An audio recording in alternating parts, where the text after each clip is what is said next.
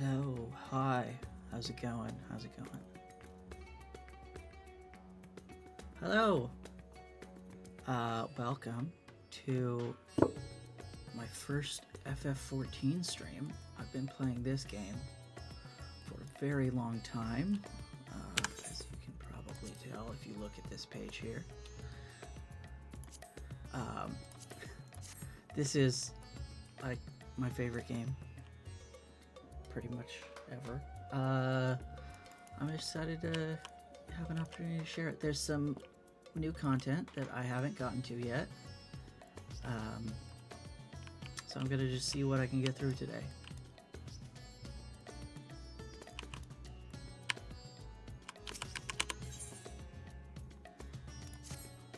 Alright, looks like this is more Manderville stuff. Ah, Ubu, you're just in time to assist with my latest fact-finding expedition. Our recent foray into Charlian revealed that Poo-Poo's friend was in the company of a Hannish alchemist, yes? As such, I was inspired to do some preliminary legwork here in Thavner. I contacted my usual sources for local sightings of alien phenomena, but alas, they had none to share. I've thus switched tactics and decided to track down this alchemist fellow instead. Surely someone will have heard the tale of an apothecary bold enough to set up shop on a Garlean battlefield. The inspector and the others have been pursuing a similar line of inquiry, yet I have found no leads here in the city or at the Great Work.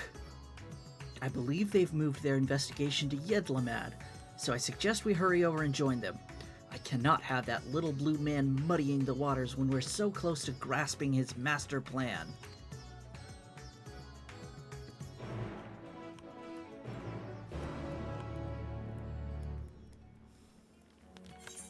Let's see. I'm gonna do the Manderville stuff first.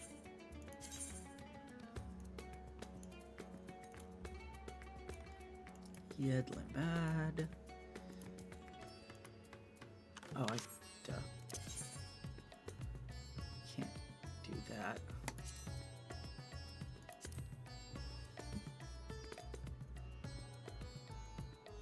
It's just the gate over to... What's it called?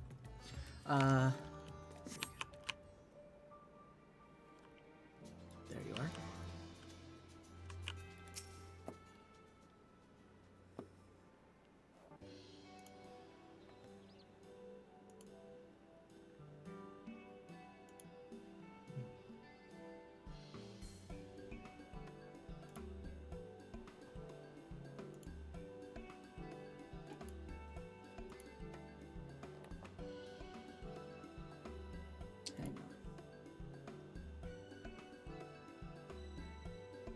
I don't know why that keeps crashing.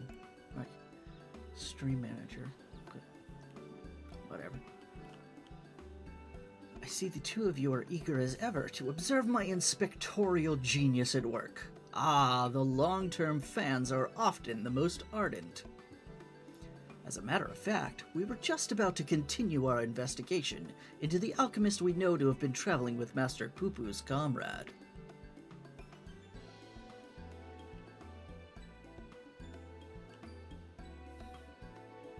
I mean, that is to say, I am merely following in the inspector's wake. Sure. You needn't be so modest, my dear Inspector Brandehild. 'Tis wrong of me to comport myself as an equal to you in any respect, for I am but a copy, and a flawed one at that. Stuff and nonsense. Clone or not, self-deprecation is unbecoming in a Manderville man. Exactly! The things you can do are amazing! Oh, I don't know about that. 'Twas you who saved Uwu from certain doom, was it not? While not quite as alacritous as mine, your rapid reasoning is nevertheless quite effective. 'Tis kind of you to accept me, rough edges and all. I only hope my meager contributions are of some small assistance.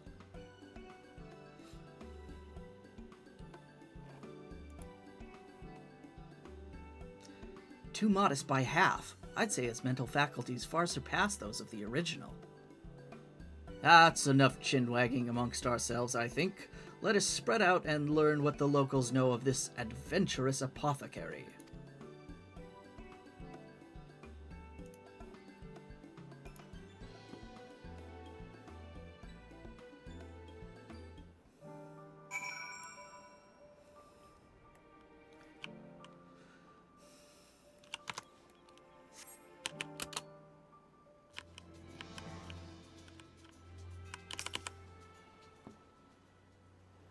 Yes, I know of the one of whom you speak. A fellow fisherman told me of a friend of his, an apothecary, who set off for war-torn Garlemald to sell his medicines. A reckless fool, if you ask me. I've no interest in the affairs of such men, but you do, I take it. If so, I suggest you head to Usakaik and hear the tale for yourself. Look for a red-haired lad there gathering shellfish.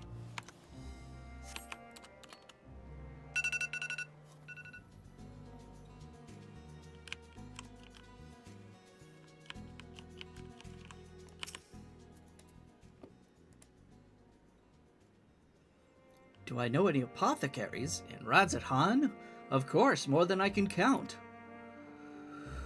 I've not heard tell of anyone peddling such goods in the heart of the Empire, though. Seems like a terrible idea to me, what with civil war raging in the world almost ending. The situation's improved in recent days, but even so, the Radiant Host still has to provide security for cargo shipments.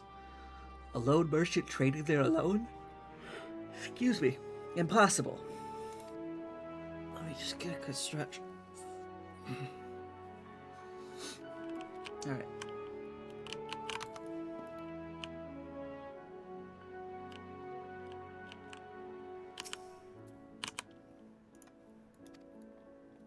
Oh shit, I missed what you just said.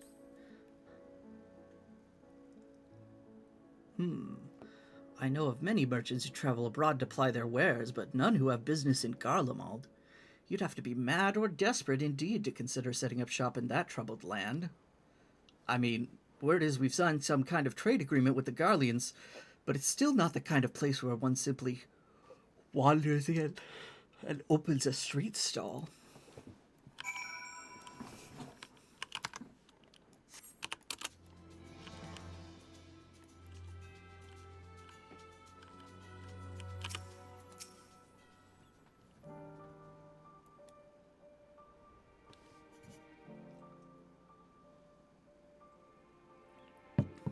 Ah, Uwu. I hope your questioning has borne fresher fruit than mine.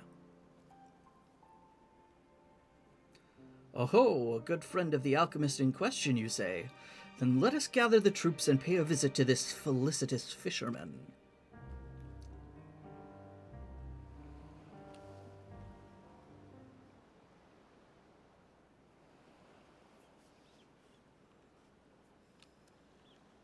Oh, hi, Yellow. How's it going?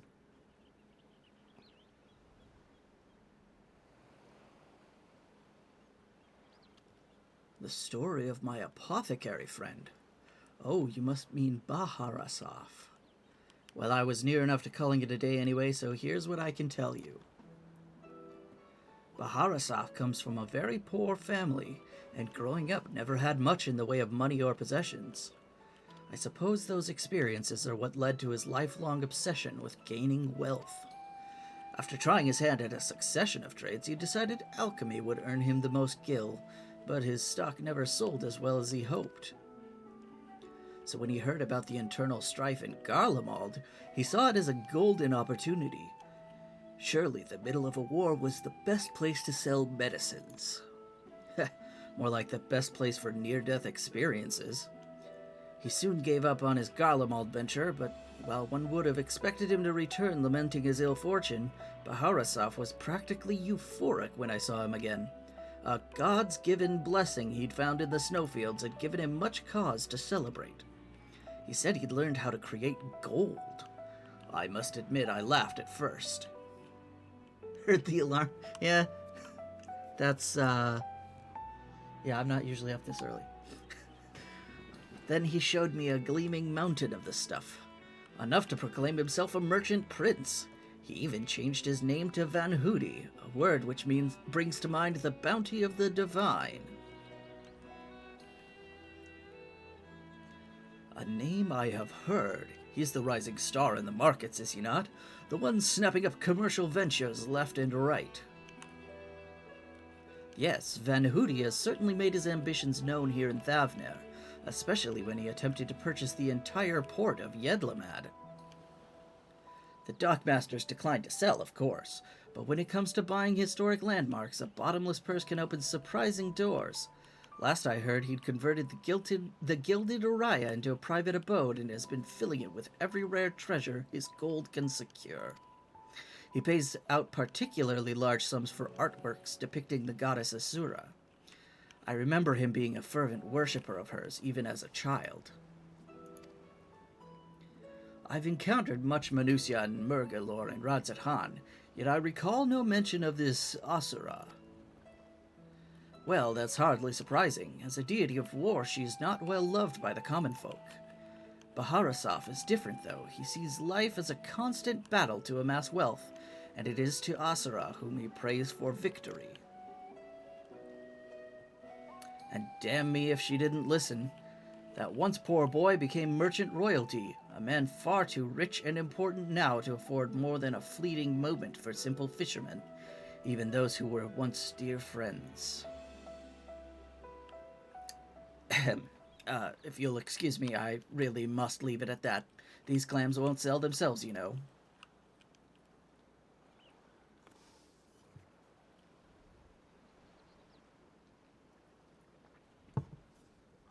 How about that, eh?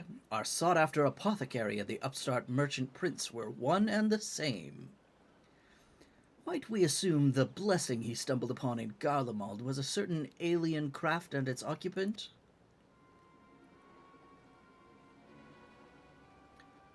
Sorry to intrude, but aren't you the hero who helped us when folk were turning into beasts? Well, some nasty-looking creature just showed up outside town. One of our guards went to confront it, but I don't like her odds against that thing.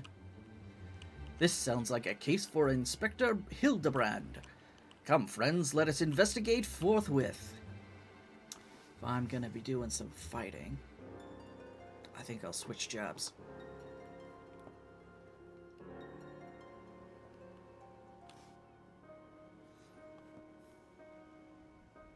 Unless they just put me right in the fight.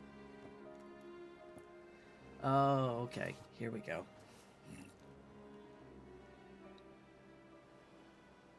I thought you destroyed that monster. I did.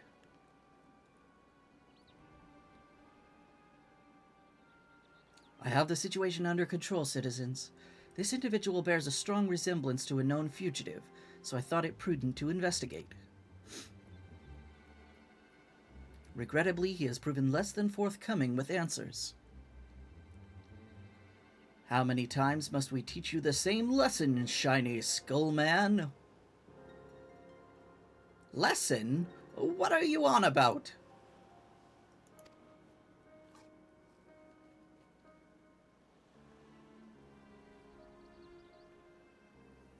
Bah! Cease this babbling and get out of my way. Lord Van Hoody's orders are to cause trouble at the port, and I'm running behind schedule. Van Hoody, the merchant who tried to buy Yedlamad? So he put you up to this. Curses! How did you manage to deduce our dastardly plan? You blurted it out. Silence! No one who learns of our scheme can be suffered to live. Prepare to be squashed, meddlesome worms! Oh. Godber's here.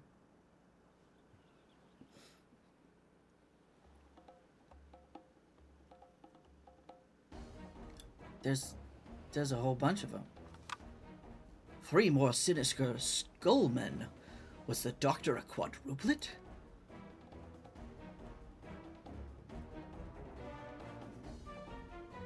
More likely that they're just copies.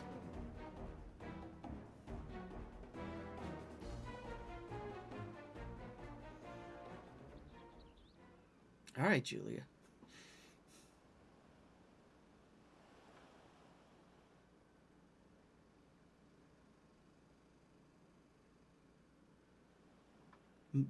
Mother?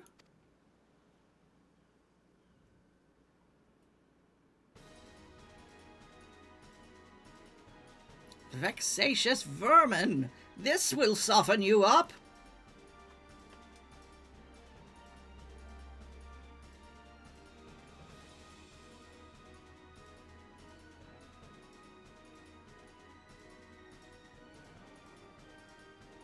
Hell yeah.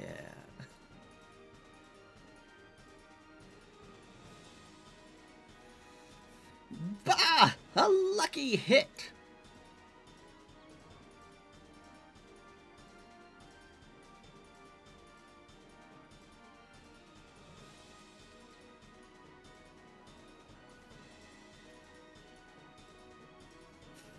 Just playing baseball?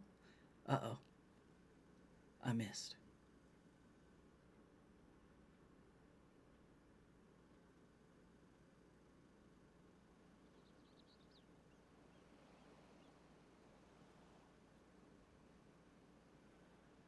Okay.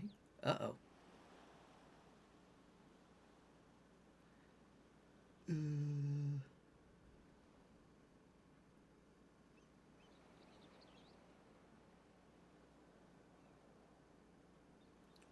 One last pitch!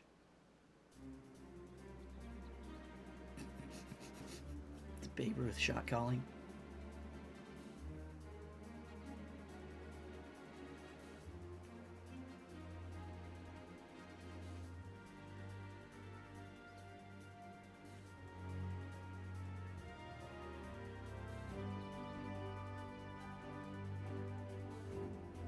Unlimited heavy hitter special.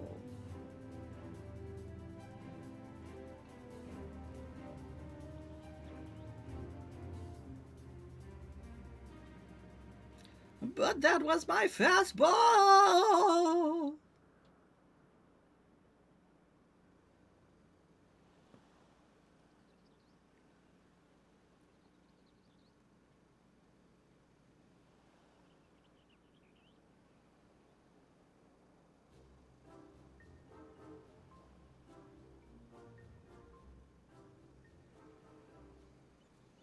I've come to expect Father's sudden appearances, but what brings you here, Mother? A proposition from that merchant Van Hootie, as a matter of fact. I'm accompanying your dad as a manager for Manderville and Manderville, and we were just on our way to the bloke's mansion. I've already refused Master Van Hootie once before, when he tried to buy out our commercial empire. This time, however, the deal concerns offloading a quantity of gold at wholesale prices. 'Tis quite an attractive offer, considering fine jewelry is our stock in trade, and we thought to at least listen to his proposal.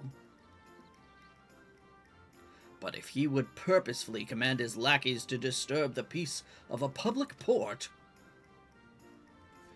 We can't do business with a thug like that. Absolutely not. Where did all those lackeys come from in the first place? Is there a hulking weaponized brute manufactory around here somewhere?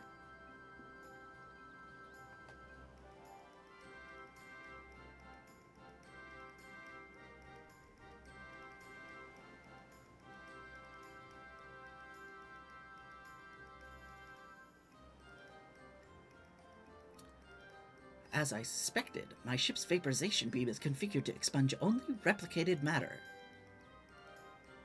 So you can copy inorganic materials as well. How interesting. Once the matter duplication facility has analyzed an object's molecular structure, it can generate any number of copies.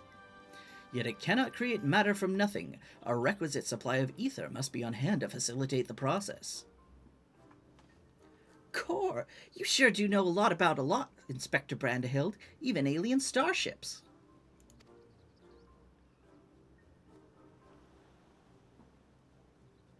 Tis no great achievement. As I've mentioned, the gaps in my knowledge were patched with data from the starship's own archives, which included the vessel's full schematics and functions. Assuming I understand this correctly, is it possible Van Hootie is using the repaired alien craft to replicate piles and piles of gold? We share the same suspicion, Master Delian. To my knowledge, no other method exists that can reliably produce precious metals. Of course, 'tis the obvious conclusion. That being the case, one might further assume that Van Hootie is either threatening or deceiving Master Poo-Poo's comrade in order to gain access to the vessel's superior technology. Our course of action is clear. We march right up to this gold spawner's front door and demand the release of its extraterrestrial hostage.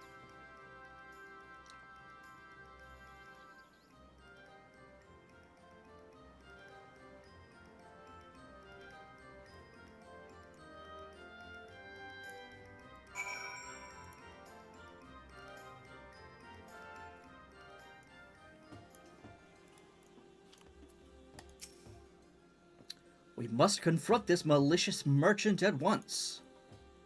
If your heart's set on confrontation, then you may as well come with us. Van Hootie's invitation included a private airship flight to his new estate. Aye, we still need to formally reject his deal anyways, and his pilot will be waiting.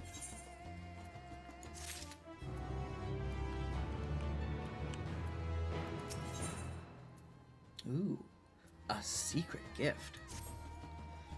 Shall we be on our way? We're to meet Van Hootie's pilot atop the rise just south of Kajaya's footsteps.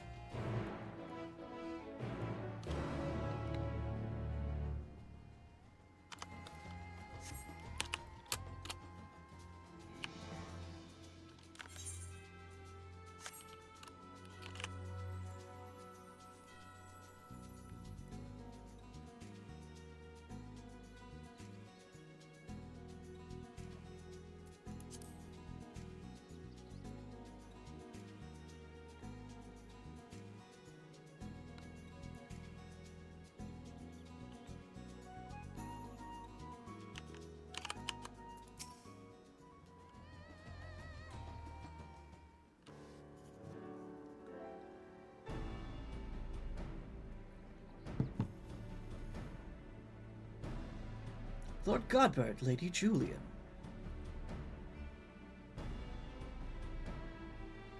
An entourage? Pray excuse our presumptuousness. My son and his companions insisted they come along, desperate as they were to meet with the illustrious Master Van Hootie. Yup. I see. One moment, if you please.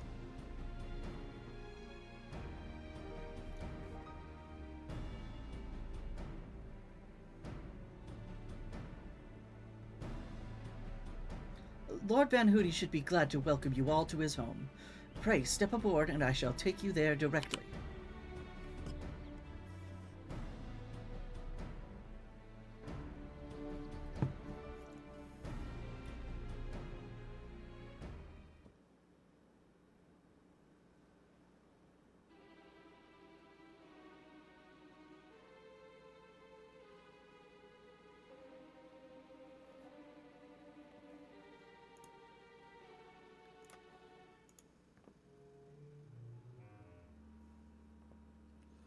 Welcome, honored guests, to my humble abode. I trust the view is to your liking. Since you traveled all the way from distant Ul'dah, a pleasant backdrop to our talks was the least I could provide. And what an unexpected boon this is! I had been debating when to extend you a personal invitation, but now here you are, like a wish come true. Save your act for the magistrates, Van Hootie. We know the secret of your ill-gotten gold. You will cease this exploitation of alien technology and release your hostage into the care of Master Poo-Poo at once. Unraveled all my schemes, have you? Good, I needn't waste my breath on tedious explanations, then. This is Master Poo-Poo, I presume? I do have his fellow alien here with me, yes. As for exploiting their technology, I freely admit to duplicating a quite frankly obscene amount of gold. But that was merely the beginning. Imagine making copy after copy of the deadliest weapons in existence. Would not the world itself be yours for the taking? Let's get straight to the point. I want you at my side. With the vaunted Warrior of Light as the template for my clone army, we could conquer this and every other land in creation.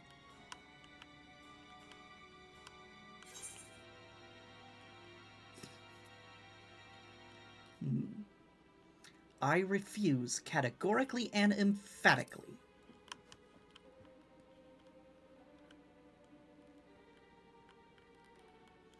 A pity. Yet I anticipated you would prove an impediment to my ascension. Yes, it seems the time has come to test Luge's ritual of manifestation.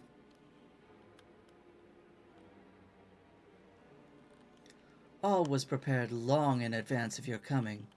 This tower holds not only mundane treasures, but also caches of crystals. As for the requisite congregation of worshippers, well, I had but to clone myself. After all, who is more devoted to my cause, and my goddess, than me?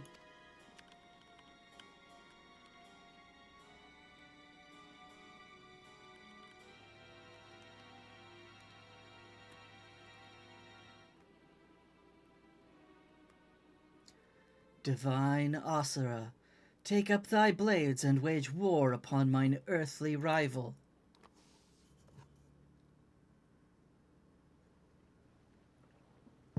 So this is going to be the new trial.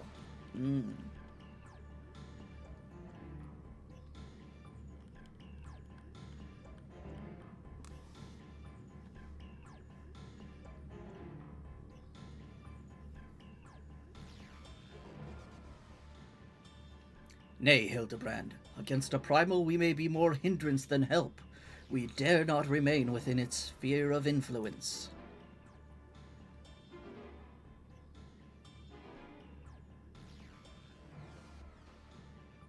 Best of luck, my friend. I must make a gentlemanly withdrawal.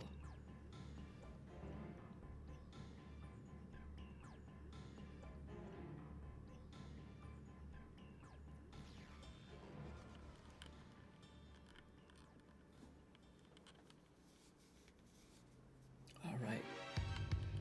Ooh, there she is. 3 faces, as expected. 3 sets of arms, of course. I'm really excited to see what the mechanics of this are. Asura is was the queen of summoned monsters in Final Fantasy IV. Pretty much all of most of the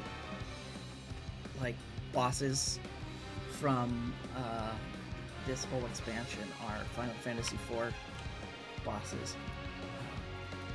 Asura had some really interesting mechanics in Final Fantasy IV. Gotta repair my gear real quick.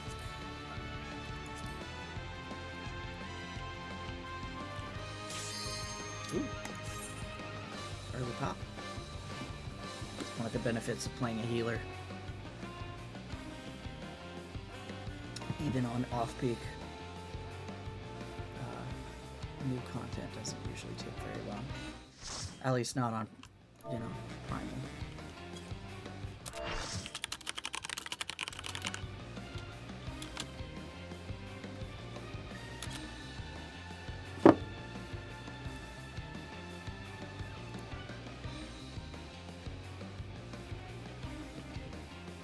False Manusia Asura.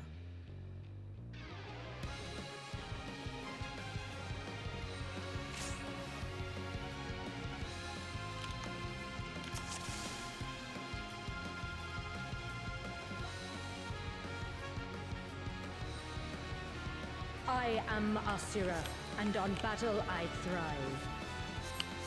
Have you the courage and strength to face me? Let's see what this does. That's a raid wide. Okay, good to know.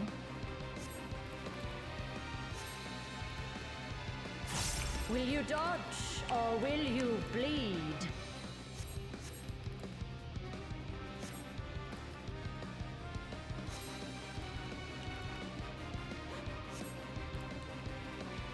The frail shall fall. Put some shields out for that tank buster. Hell yeah.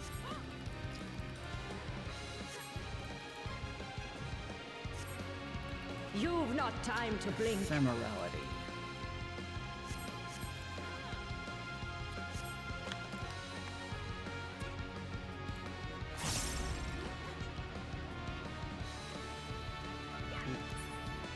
That was not a good place to be.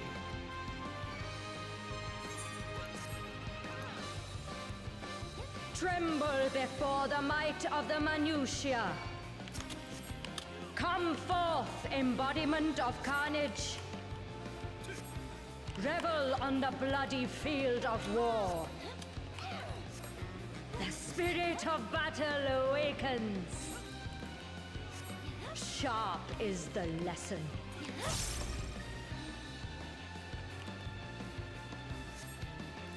The weak shall perish. Ow. Ow, ow, ow. Let's get heals Hear out. the gleaming edge. Okay, so donut. Okay, so I'm guessing that this will also be a donut. Yep. Okay, I figured out that mechanic. Let's get the red mage up since they've got Unmerciful themselves. light shine Okay, upon so you. that's gonna be a line.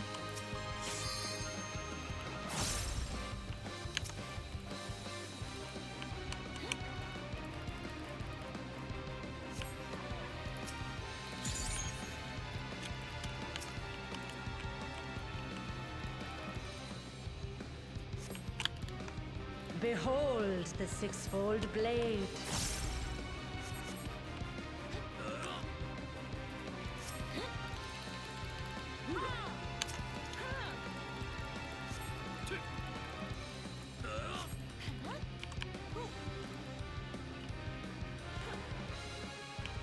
What?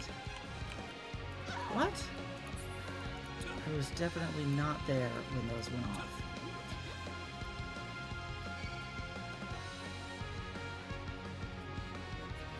Fury be my strength.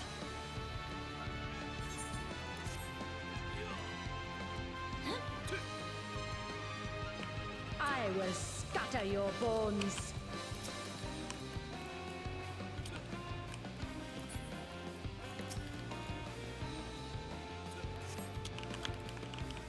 Show me your steel.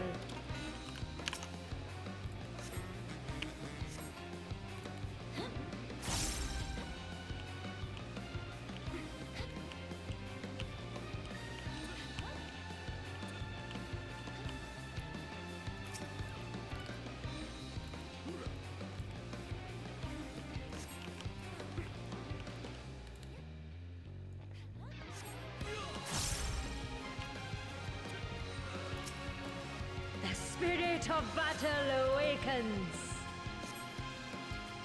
Unmerciful light shine upon you.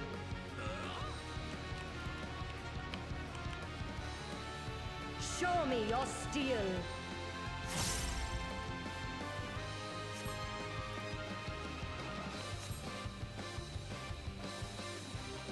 That's gonna hurt.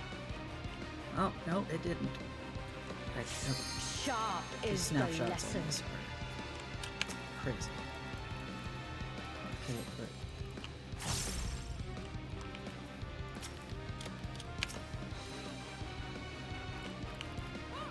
okay, so it moves. That is annoying.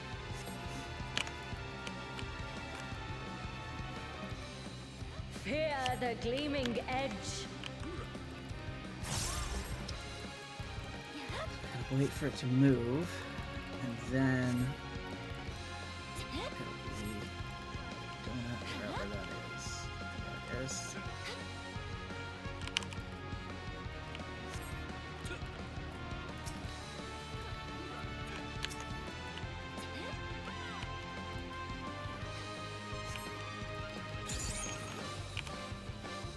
Behold the six-fold blade.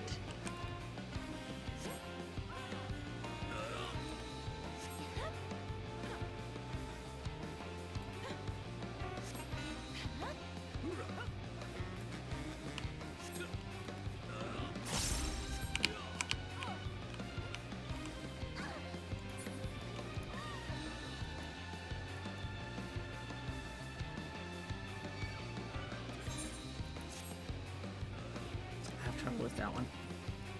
The face of battle is ever-changing. Joyful is your downfall.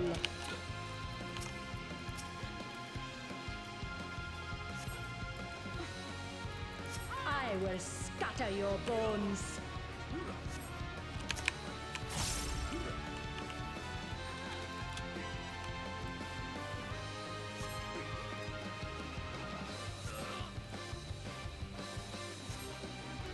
Will you dodge or will you bleed?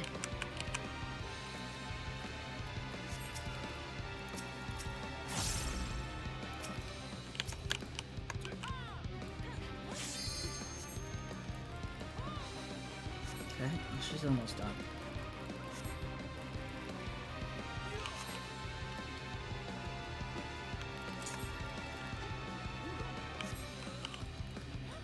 You've not time to blink. Normality, I can't remember what that is. Yeah, right.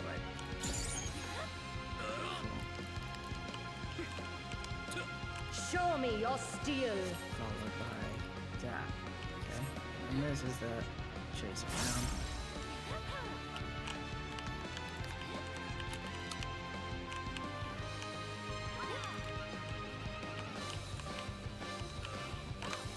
The frail shall fall.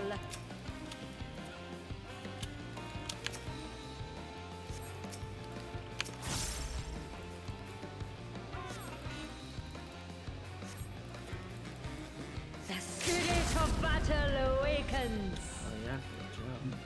Sharp is the lesson.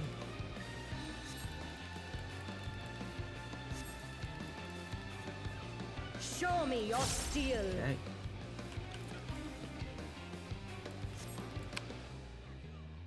Moved.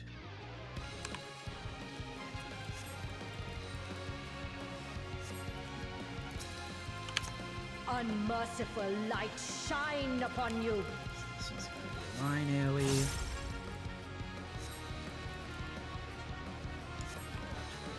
Move. There.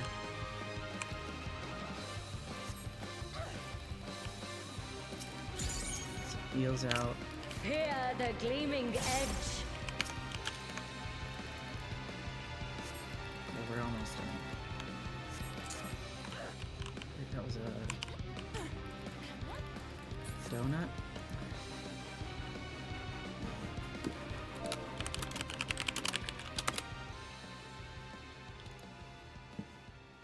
Cleared.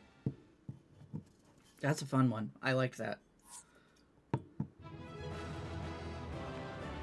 I would love to do the extreme of that one.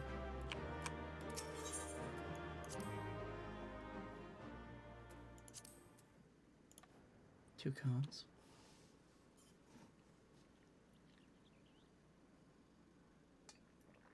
Thank you, YOLO. Good show, Uwu. 'Twould seem you thoroughly trounced that pesky primal. And even as we speak, Mother and Father should be informing the Radiant Host of that despicable Van Hoodie's wrongdoings.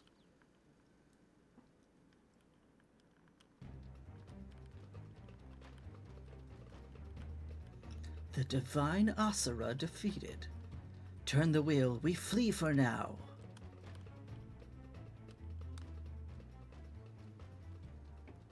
Good luck. Who is flying the starship without my permission?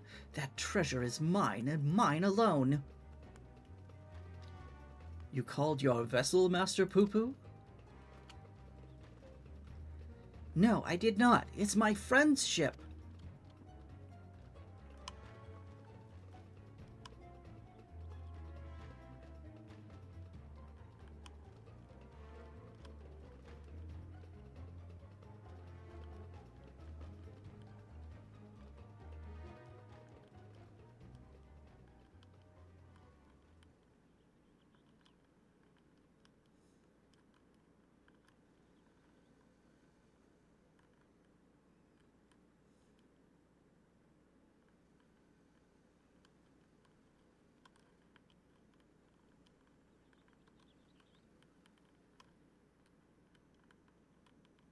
At last, the moment of sweet reunion is at hand.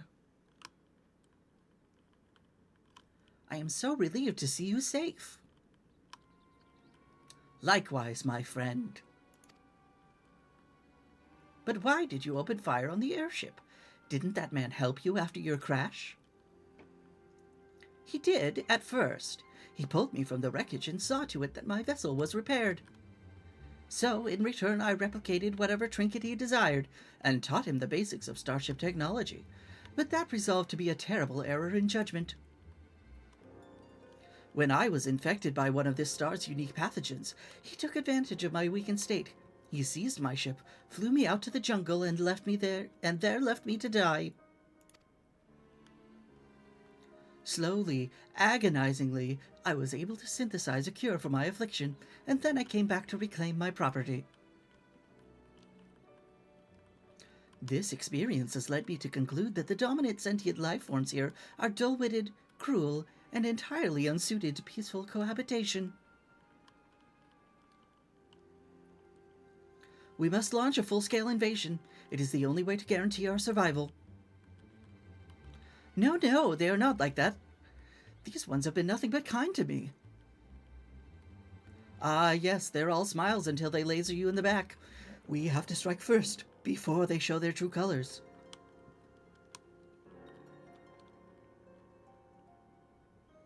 Uh-oh.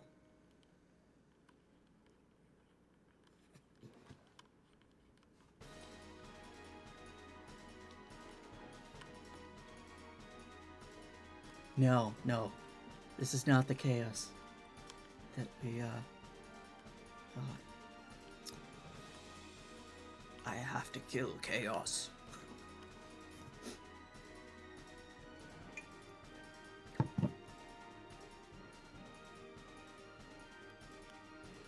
The ship's reactor core has been breached. If it explodes, everyone in the vicinity will be atomized, and we're all in the vicinity!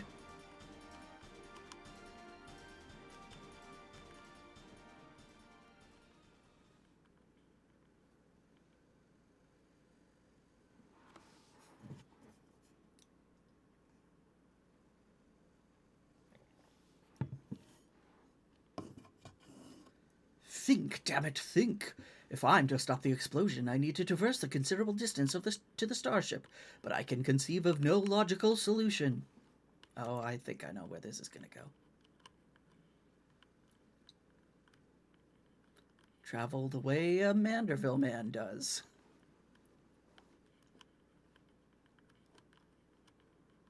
This is the type of chaos that I usually expect.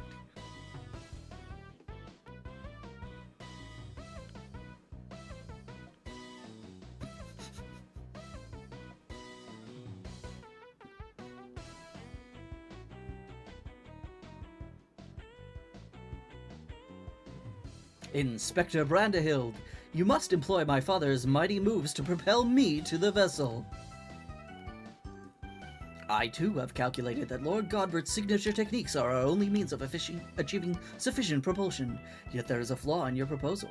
I lack the strength to properly perform the throw, and I've no time to teach you the starship's controls. Inspector Hildebrand, it is you who must fling me.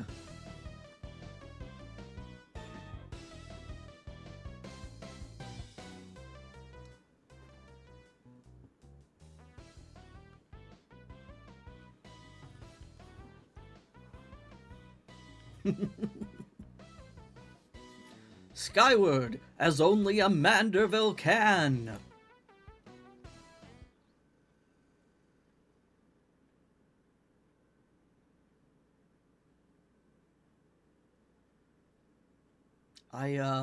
I lost my grip.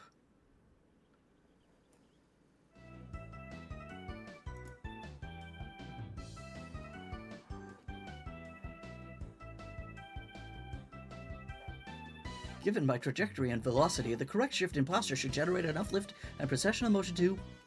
Yes, I can still make it.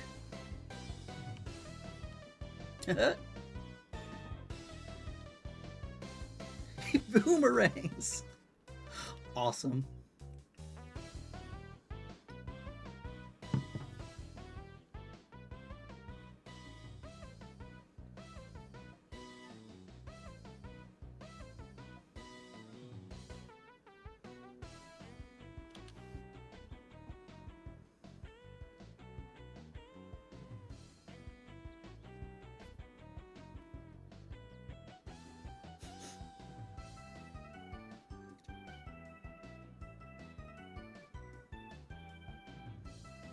Uh-oh.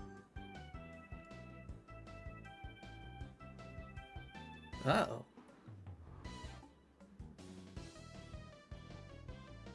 "'Tis too late. The reactor is going critical. There's only one way to save the day."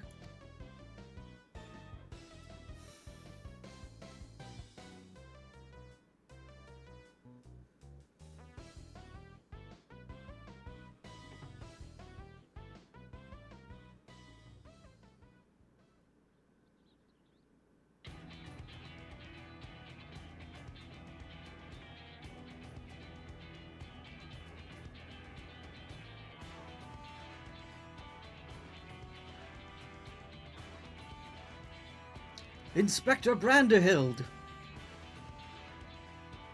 Our brief time together was more than any defective clone could ask for. Be well, my friends.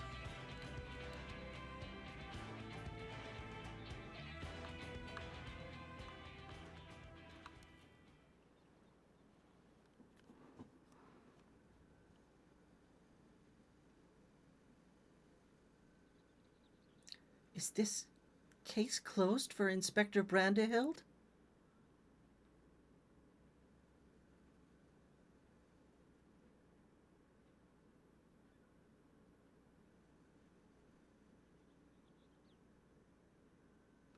Nay, my loyal assistant. As a chip off the old gentleman, our dear Branderhild has surely survived to tell the tale.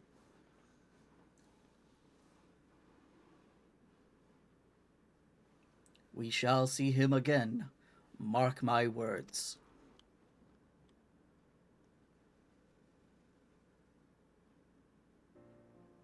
Mal, hi. Yeah, I'm finally doing the latest Hildy.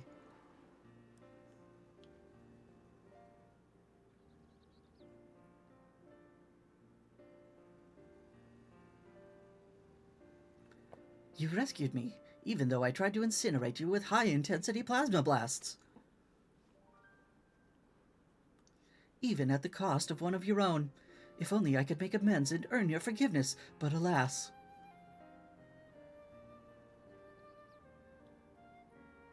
There is naught to forgive.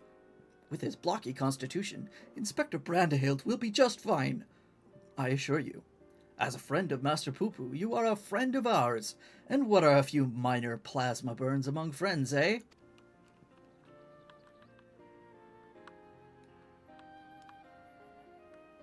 Our home planet, it was lost to the phenomenon you call the final days. We survived only because we were away exploring the cosmos at the time. Our explorations, which had heretofore served no purpose but curiosity, shifted to search for a safe haven. We visited countless stars, but all had succumbed to the same insidious ruin as our own. Growing desperate, we decided to settle on any suitable refuge we could find, whether it was populated or not.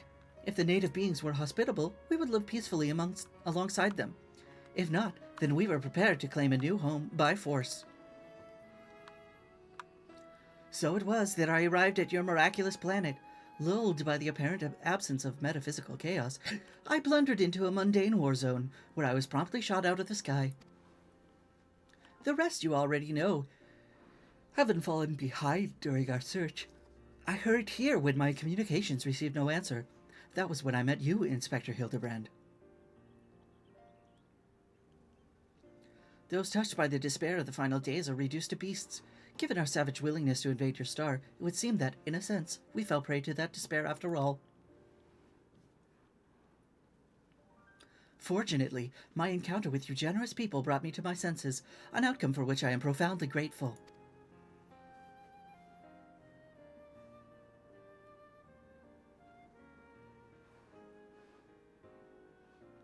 That said, there's nowhere else for us to go. Would it be too much to ask for us to live here on your star? Well, of course, you must say!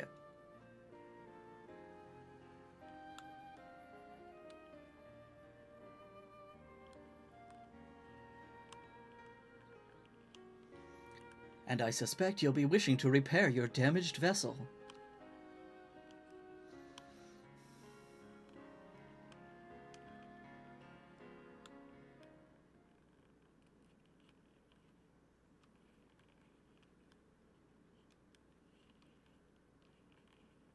Uh-oh.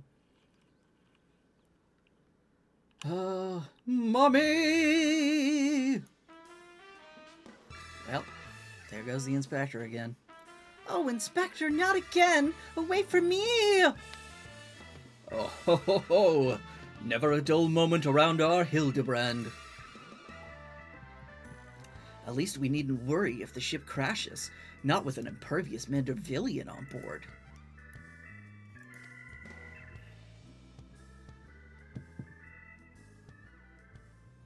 Ah, funny you should mention that.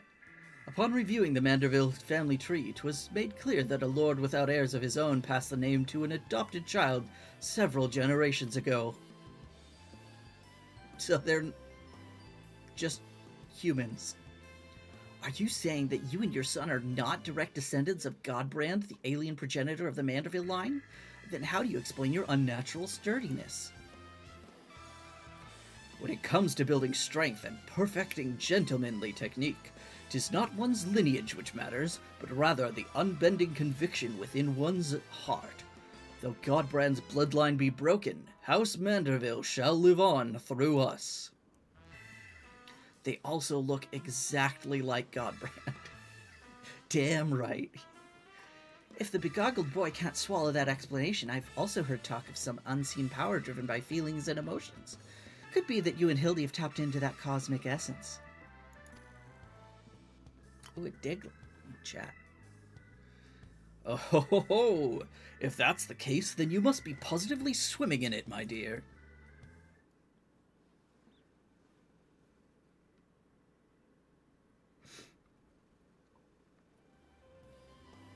He just inadvertently called her emotional. Every thing appears to be under control here, so let us return to the city, shall we?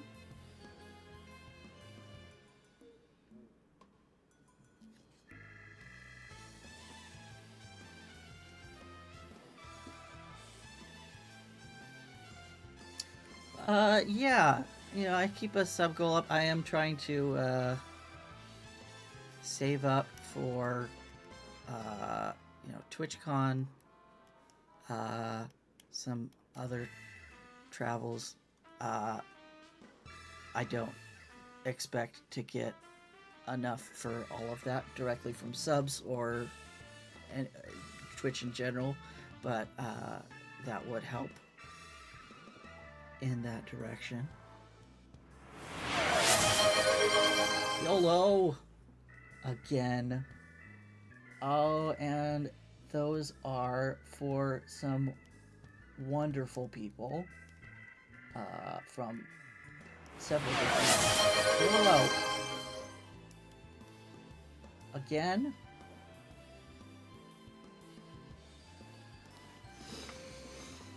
You just smash every goal, don't you?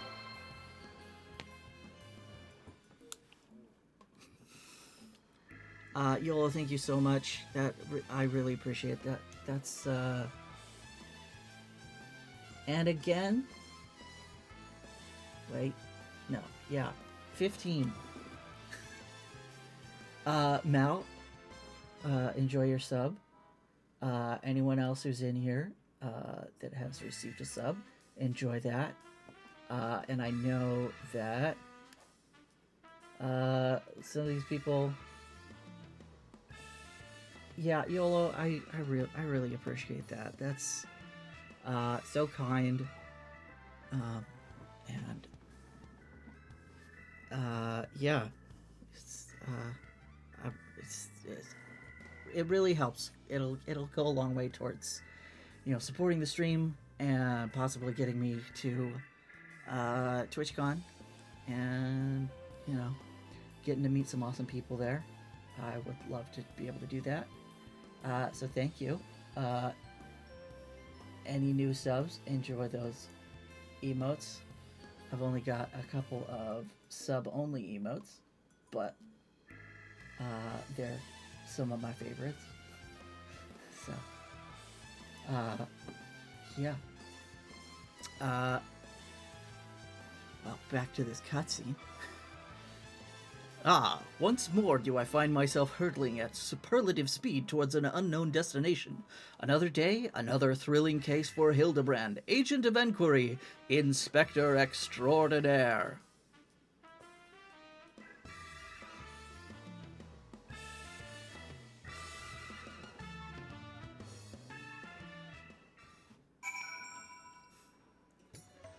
Alright, and it looks like we've got an ad break coming up. So I will wait to continue this until after that runs. I'm gonna take a break myself to, use the bathroom, get another drink. I suggest you do the same. Get up, stretch. It's good to stretch, especially if you're getting up to, my age. I just hit 34 and I need to stretch a lot more frequently than I did back in my 20s. And I suspect that'll only get worse as time continues to go by. So get up, stretch, get a drink, go to the bathroom, whatever you need to do. I will see you in like 3 minutes.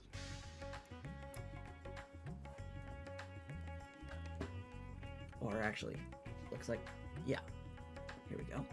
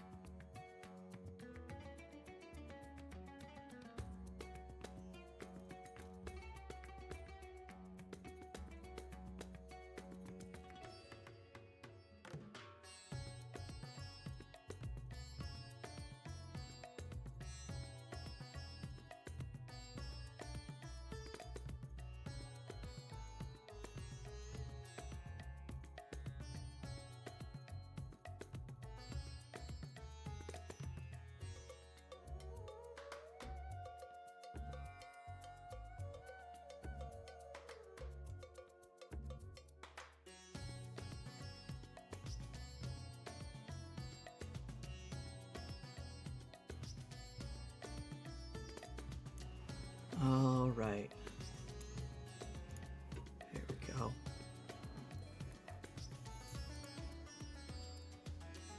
Let's continue this.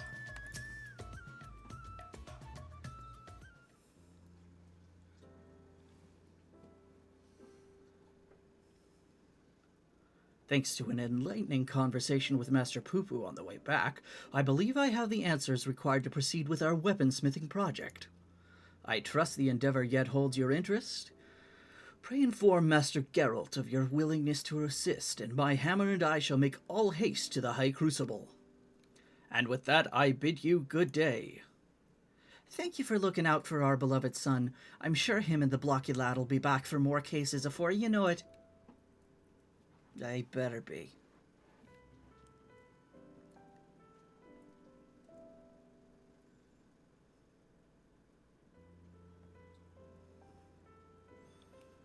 You've gone above and beyond for us, Uwu, so I'd like you to have the one replicated starship we made. It doesn't have the duplication facility or other technology on board, but it will carry you through the skies.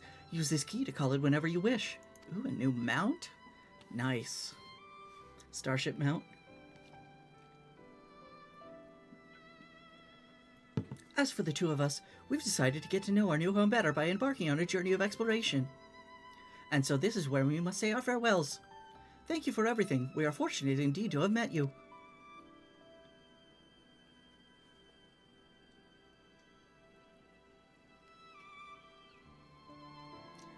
It seems Poo-Poo wasn't planning an invasion after all.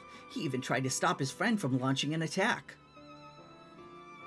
I'm calling an end to this investigation, Uwu.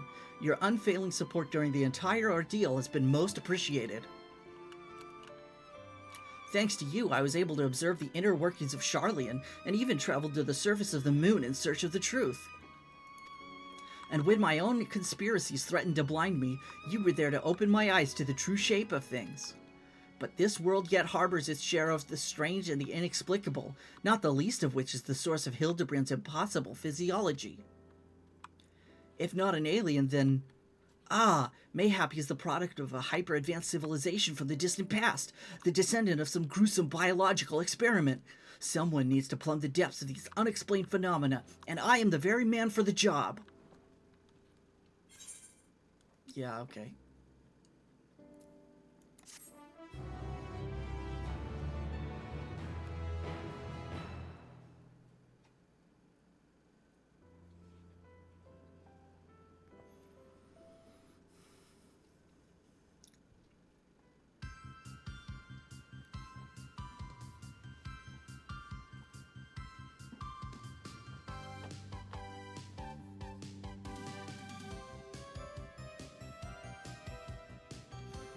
Of strength, an enigma remains. The dynamic folk, their clothing bespoke. A gentleman family, the good house Manderville.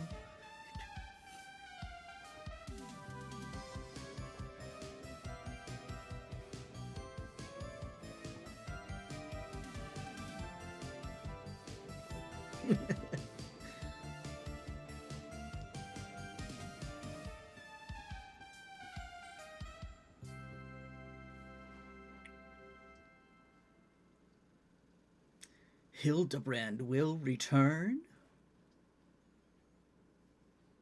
Better. Oh boy. What's this? This is... I think near Yedlamad. Oh, this guy. Is that Tataru's stalker?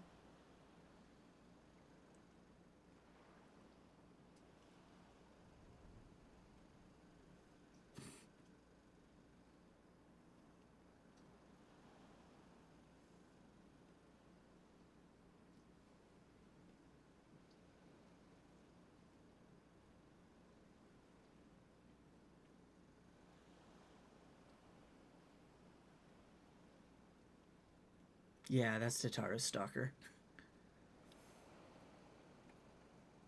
The one that smells like cheese.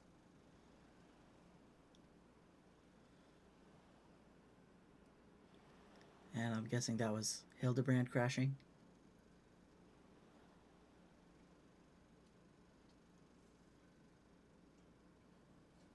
Or Brandahild.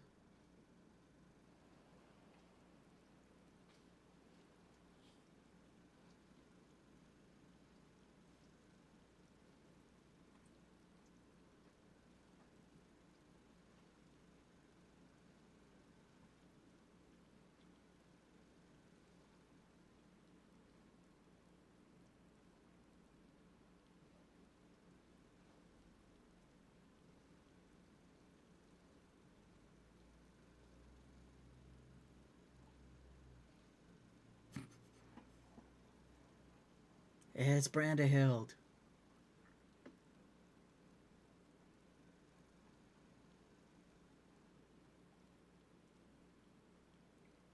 Hildy was right, he did survive.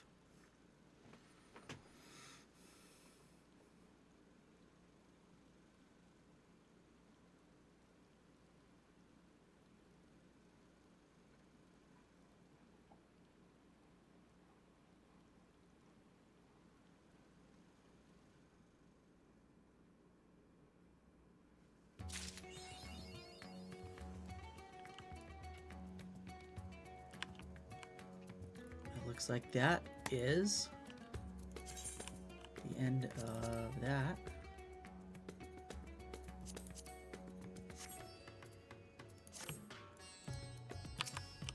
Let's go check out the Crucible. Wait, do I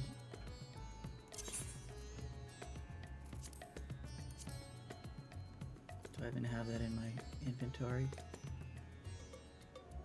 No, I do not. Let's see. I may have given it to... Did I put it in here?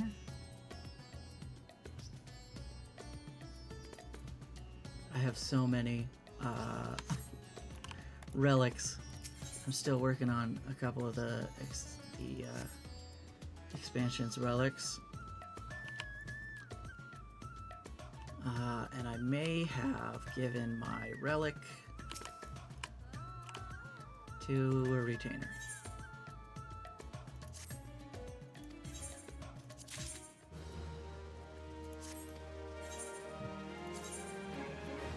Yep.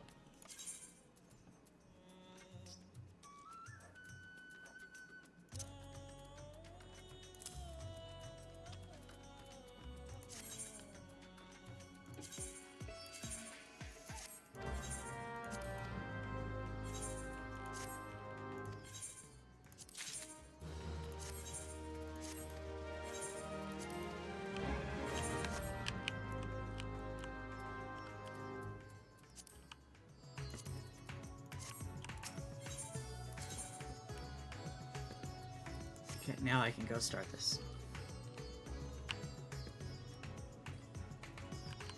Alright, Geralt.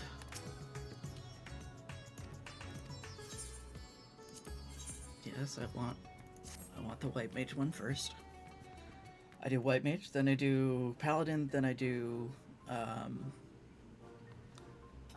Summoner, and then I just go in order.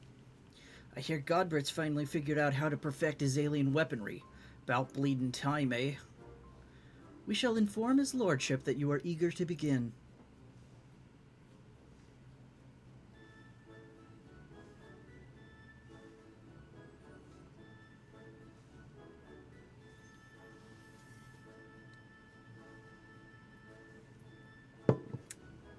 At long last, Uwu, the end to our arduous yet most rewarding weaponsmithing journey is finally in sight. And a bloody expensive journey it's been. That's why I'm here, not as a dutiful wife or doting mother, but as a concerned senior partner of Manderville and Manderville. Our company's footed the bill for all sorts of extravagant materials and expert assistance, not to mention the rent we're paying for these high crucible facilities. Even if this is the final stage of the process, that's only one Manderville weapon out of how sodden many. Well, I'm getting close on quite a few others, so, you know.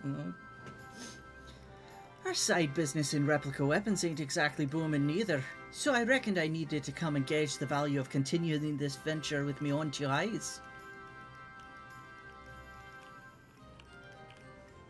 So let us offer our full cooperation to my wife, business partner as she oversees proceedings. Ha! Now there's a sight. Seems his lordship's lost his cocksure composure. What happened, Godbert? Weren't you just telling me how your ridiculous wealth made you free to craft whatever you pleased? I'd be on my best behavior if I were you, Master Geralt. After all, your considerable remuneration is one of the main expenditures Lady Julian will be scrutinizing.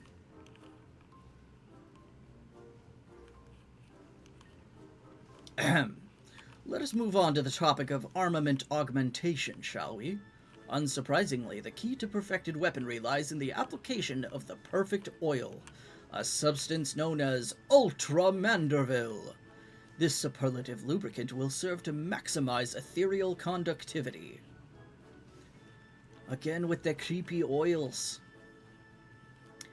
And, as one might have predicted, the Ultra Manderville's main ingredient is derived from yet another incredibly rare meteoric material. Cosmic crystallite, 'tis called. When it came to the method for extracting said ingredient from the meteorite, however, my ancestor's relic was conspicuously devoid of instruction. Thus did I consult with Master Poo-Poo. Thanks to his encyclopedic knowledge of alien civilizations, he was able to furnish me with the requisite technique. I must say, 'tis a rather unorthodox process, and one I cannot complete alone. It shall necessitate the involvement of everyone present. I don't like the sound of that. What foppish nonsense are you meant to foist upon us this time? Oh, nothing too terribly taxing, I assure you. All shall be explained in due course.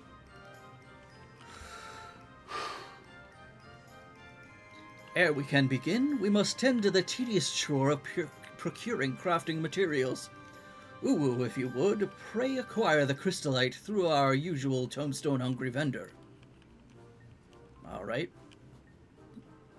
We shall require 3 goodly chunks, one for the oil's main ingredient, and the others to reshape the weaponry itself. Yes, I should warn you that these advanced Mandervillian techniques will not only enhance your armament's properties, but also greatly alter its appearance. In anticipation of such wondrous transformation, let us hurry to our tasks.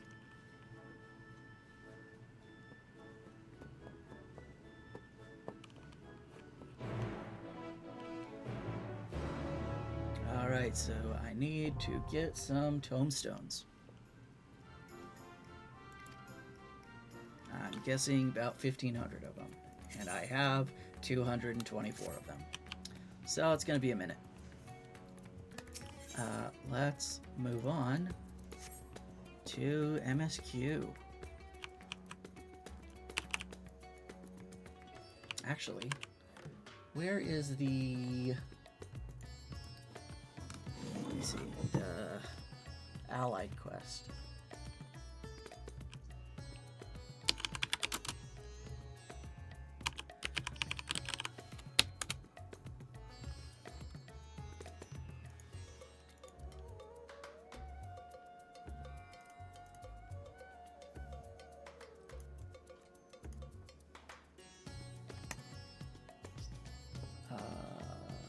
Ultimate Duel. Really?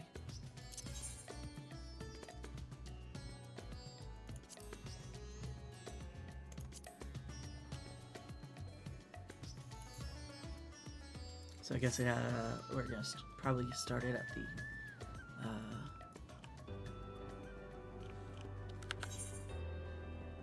yeah, over at the cafe.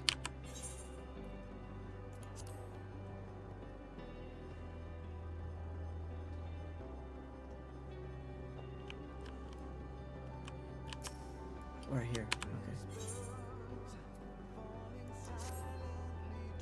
Here for a status report, Uwu? I quite understand. I get terribly anxious whenever I have to step away from the cafe. Why, just the other day I returned to find that a Grabulov had snuck behind the counter to bathe in the soup. Such incidents aside, the last drags couldn't be more successful. We're bustling with business, and Elysion is thriving. Yet, as the manager of this operation, I would be remiss not to ponder new ways to juice a little more happiness out of this carrot. This unit hastens to indicate that the current levels of juice and happiness are within optimal parameters. Any attempt to push either beyond capacity may prove disruptive to the present equilibrium. Of course it would be disruptive, you glorified can opener! A threat to the status quo it may be, but innovation is the lifeblood of business. And think of our patrons' delight should we treat them to, say, thrilling entertainment over a cup of carrot coffee. Whatever we do needs to be truly spectacular, though. So good that even the Nibiruun won't simply stare morosely. If only I had any ideas whatsoever.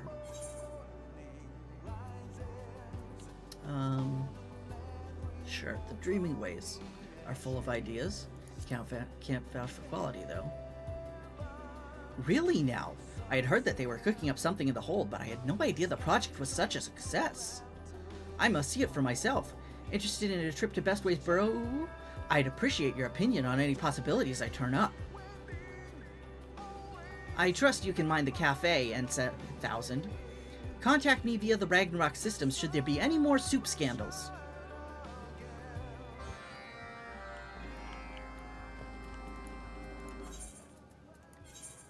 Off to Best Ways Burrow. To the moon!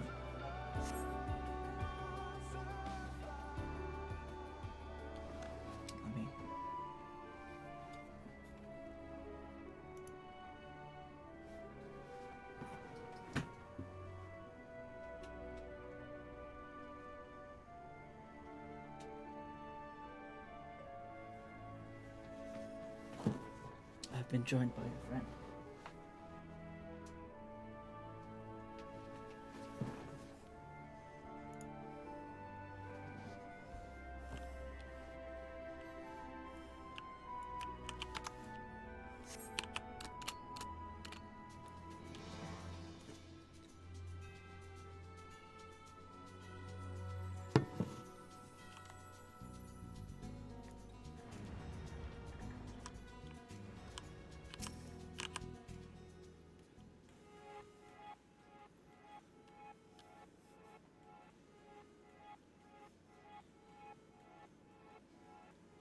So this is the new Hopper's Hold, eh? I must say it's a significant improvement over the old crates and buckets. As for these stations that everyone's hopping to join, that one over there is a true work of art. I particularly appreciate their taste in subject matter. However, one can hardly expect half a dozen civilizations to share that same aesthetic sensibilities. I shudder to imagine the pontification and gunfire that would ensue if we asked our patrons to paint a mural. Those machines remind me of N7000 right down to the ears. They would fit in quite well with our current staff. Then again, that would hardly be an innovative addition, would it? We already have more condescending numerical projections than we could possibly need. I suppose music is another matter of taste, though those Loporrits certainly seem to be having fun. Do you think a mournful dragon would enjoy being blasted with laser lights while it sings its ancient melodies? No? Pity. A shop! Perhaps our patrons would enjoy a selection of knickknacks sold alongside our regular menu items. Though mining those Omicron coins requires a truly exorbitant amount of processing power. And what if increased circulation led to a drop in Omni-token value? Mother forfend! This station looks familiar. I wonder if Cooking Way has any new recipes to share. But there is quite a bit of carrot on the menu already, and 7000 would doubtless whir and whinge about the lack of variety. Is that a broadcasting station? Oh, I do so love a good transmitter. I wonder what sort of messages they're sending. You're listening to Hope FM. Stay tuned for more talking in ways all day and all night moontime. Color me intrigued. Ensuring widespread access to receivers seems like hard work, but well worth the effort indeed. We could adjust the tuning of the Ragnarok's communications facilities to receive this transmission in the last dregs. But it still may not provide the level of crowd-pleasing excitement we're aiming for. While each and every one of these stations is wonderful in its own right, I fear none are quite suitable for our goals. Perhaps Dreaming Way can dream up something special for us? We could always ask.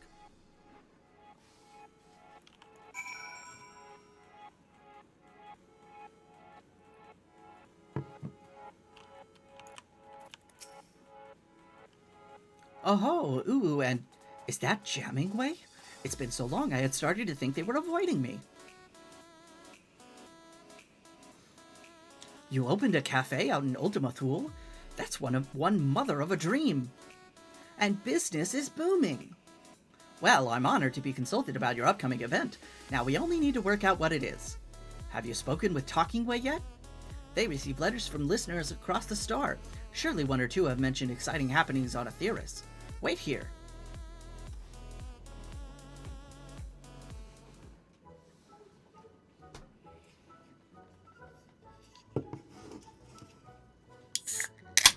I present Talking Way.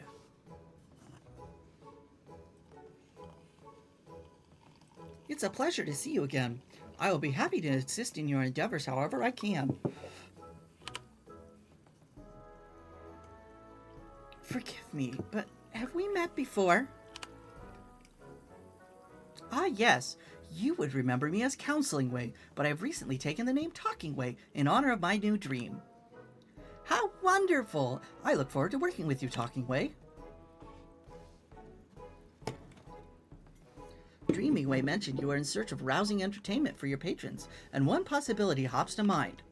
If our listener mail is any indication, Thavner's hippo cart races have been drawing quite the crowd of late. Folk come from far and wide to see those hippos hurdle, 'tis said. Hurdling hippos! Why, that does sound exciting. We could set up a race course in the necropolis to give Last Strike's patrons a prime view of the action. A stirring contest of speed and skill, the likes of which Ultima Thule has never before seen. Surely that will pique even the Nibberun's interest. Any ideas how we might approach these hippo races, Uwu?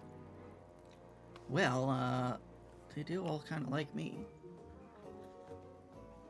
Their leader is a friend of yours? You really do know everyone. I hope we can count on you for an introduction.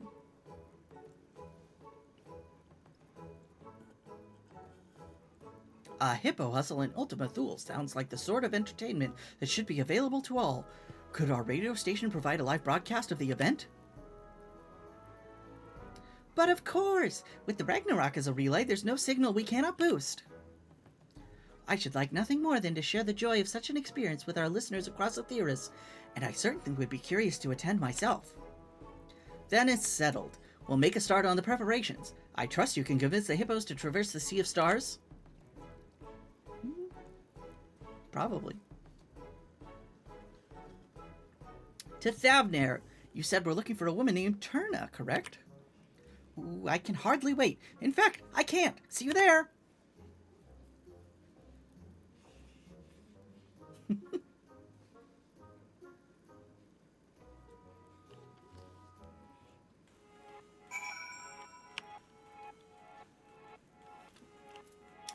Okay, Sparna.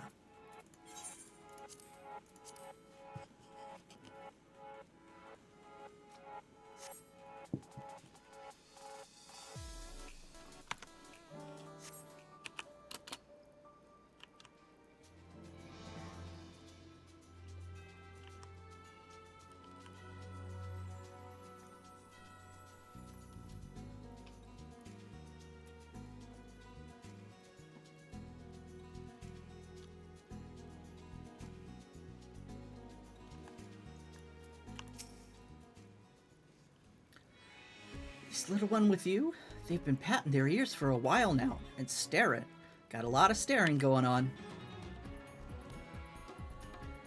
Radio? Yeah, I've heard of it. One of my crew lugged a radio contraption all the way here from old Charlian. That could be who sent you the letter about the Hannish Hippo Hustle, come to think of it. Your races are the talk of the star. We'd love to bring that sort of excitement out to Ultima Thule, though it is a wee bit of a trek from here. Ultima who? Now them I ain't never heard of. They live across the sea somewhere, I take it. As buoyant as our hippos are, we can't send them out into the wide world on their own. You'd need a Kala in me to raise them safely, and I have too much work here at home to abandon my post. I can't thank you enough for taking an interest in our operation, though. Oh. It's truly a shame, but I would hate to make the hippo riders disappoint their own customers in the name of entertaining ours. What to do? Maybe we could raise something else.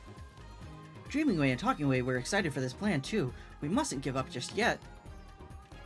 I'm calling a strategy meeting to be held. Well, that post over there looks like as good a place as any.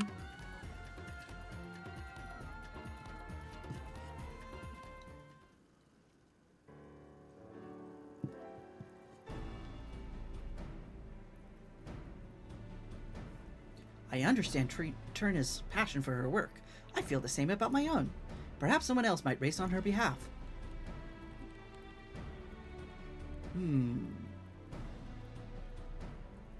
No.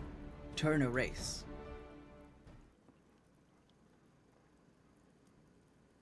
Ahem. I heard your conversation. Akala, I want to race Turna, and I know Turna wants to race. Akala, you're the one Turna mentioned, aren't you?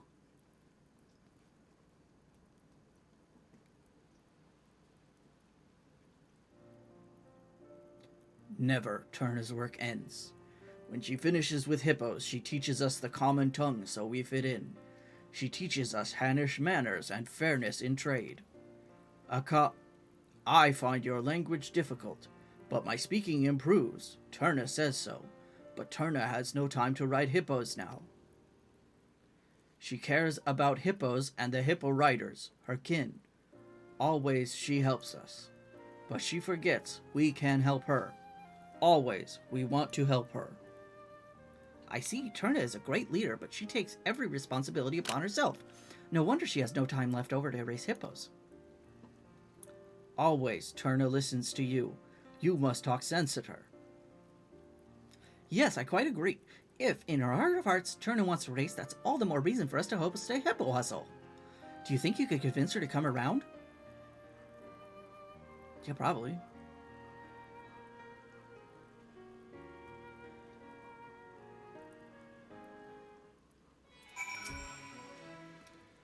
You hold it right there. I know that look, but you'll find I ain't so easily persuaded.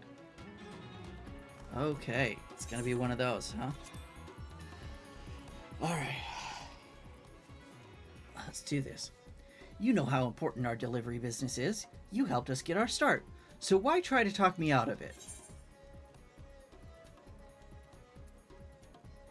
You can make deliveries later. Opportunity is knocking now.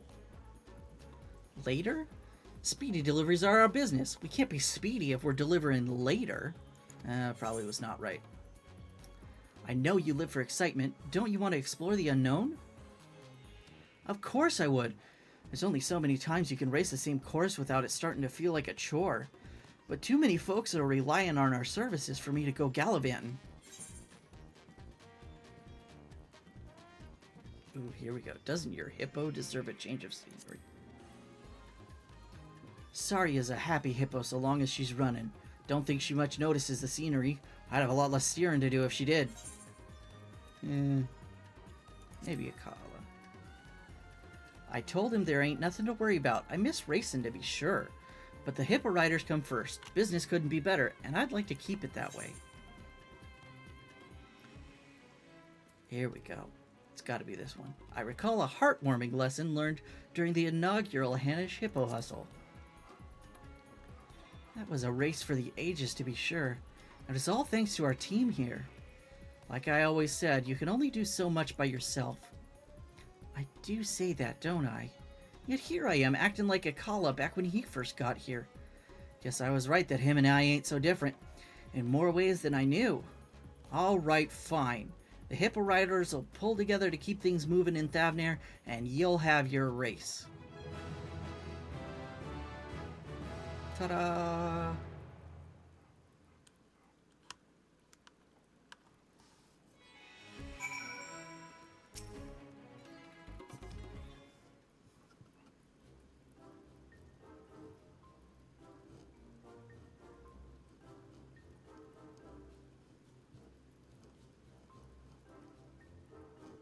I knew you would come through for us.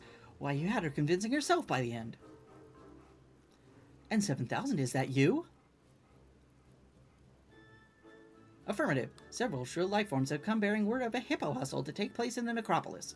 As serving units have automatically initiated advertising protocols, this unit requests swift confirmation that these reports are accurate. They are accurate, and tell those units I like their initiative. As for my fellow Loperate life forms, I recommend a tall glass of carrot juice for each. They're sure to place additional orders. Interference? Testing, please respond. Prioritizing requests for managerial assistance on the customer service front. Ending transmission. Don't you terminate this transmission on me! Rude. What was that all about, I wonder?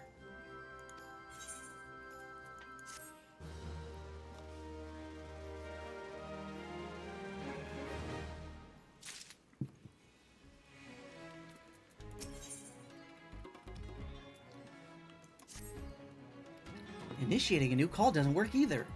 I doubt that it's anything serious, but perhaps you should check on N7000 just in case. You typically carry at least one object suitable for a light bludgeoning, do you not?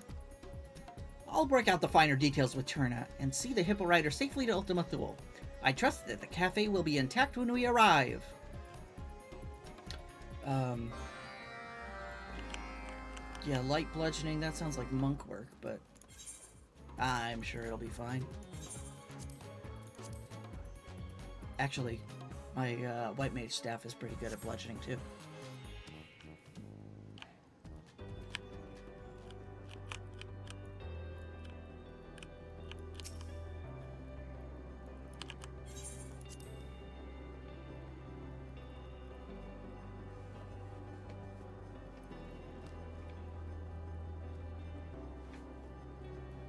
Well, looks like my friend's going away.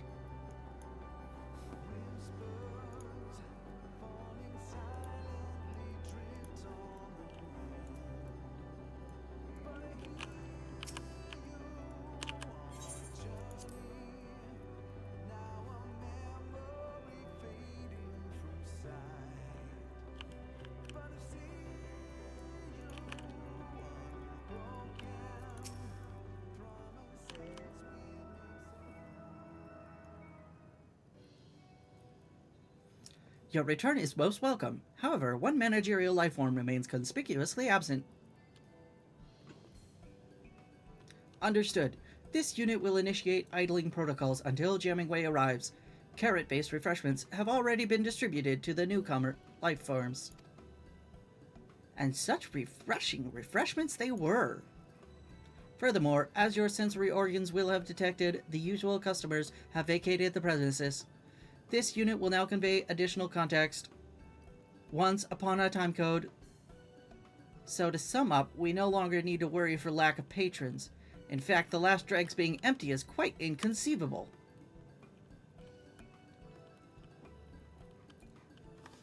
About that. Ooh, oh, thank the sisters. Wasn't sure we'd make it, especially after that experimental aetherite.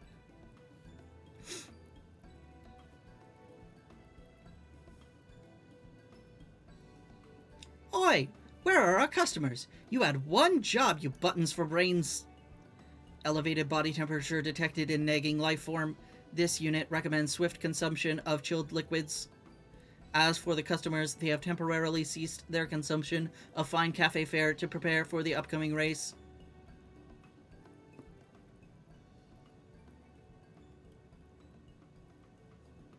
The Corellians procured a transport vessel with the assistance of Stigma 4.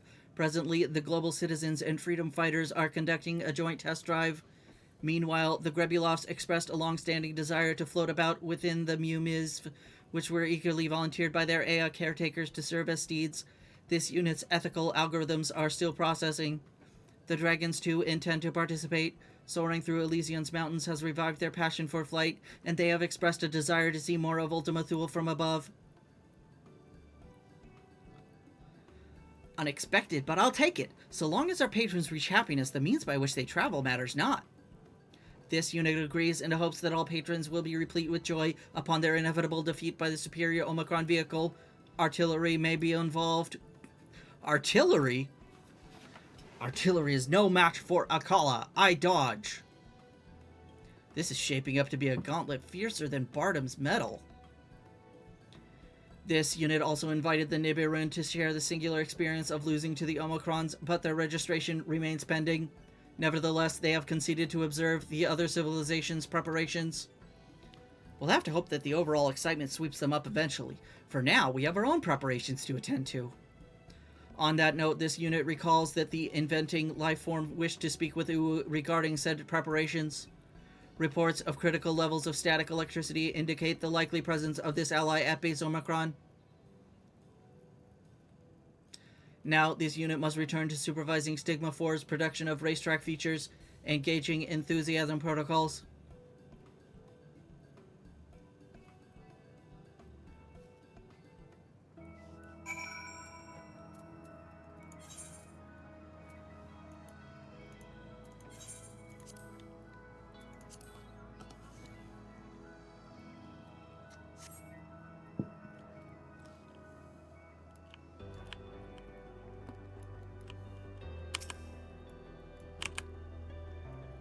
Aha!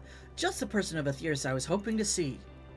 As our Omicron friend doubtless relayed to you, this race is no longer a mere spectator sport. The people of Ultima Thule will be bringing the best their civilizations have to offer, and they mean to win. Should the Arca Sidara, then, be left to defend Aetherius' honor all on their own? Nay, says I. Mother put her faith in the myriad peoples of the star for a reason. Fortunately, we brought a number of moonhoppers to help prepare for the hustle. With a little help from good old Inventing Way, there's no reason that one can't haul you to victory. I had been hoping to join the contest. Then the moment of our triumph will soon be upon us. I've already taken the liberty of altering this moonhopper. Dazzle your competition with the hyper hop step, or press the big boost button to outstrip them with ease. Actually, why not do both? Do mind your power reserves, though. Even with my prodigious skill, there are only so many batteries I can shove into this chassis. Now, hop along and tell N7000 to add one more entrant to the roster. I'll catch up once I've discovered where this final screw belongs. That's not reassuring, but I'm sure it'll be fine. Ooh, a seal. I like seal. I'm gonna try to catch that.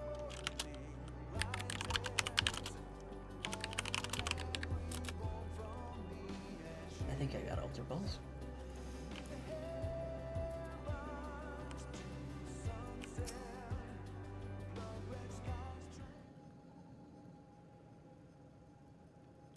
Race preparations continue in accordance with projections. Did the inventing life form raise any matters of note? Ah, got it. Nice. You'll be joining the fray? How thrilling! Entrant registered. This unit will now provide supplementary information regarding the course. Please direct your orbs toward this geographical data display.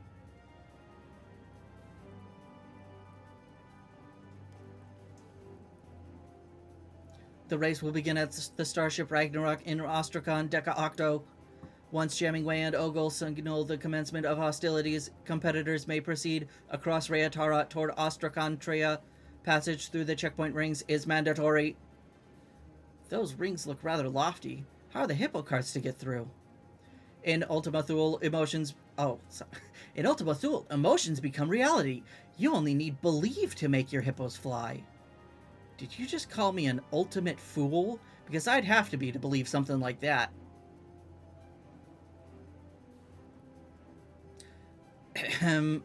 Once in Ostrakhan Triot, racers will enter the artillery zone, which extends from the periphery of the Ostrakhan to the abode of the Ea. This exciting enhancement is sponsored by the Alphatron civilization. Wait, you were serious about the artillery? What if my Saria gets hit? Out of concern for the curiously smooth four-legged lifeforms, Stigma 4 is presently manufacturing non-lethal cannons. Encountering these painless projectiles will result in no more than explosive removal from the course. Those who remain unblasted should continue to Ostrakhan Deca Hexi and proceed through base Omicron. Then it is merely a matter of reaching the finish line located at the last dregs. I win, then I feast on tiny desserts.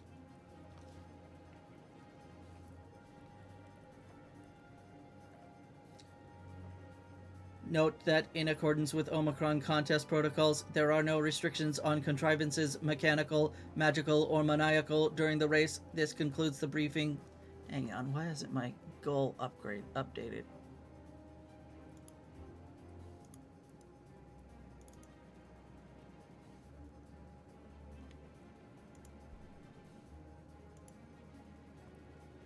That's so weird. I'm just going to turn that off for now then.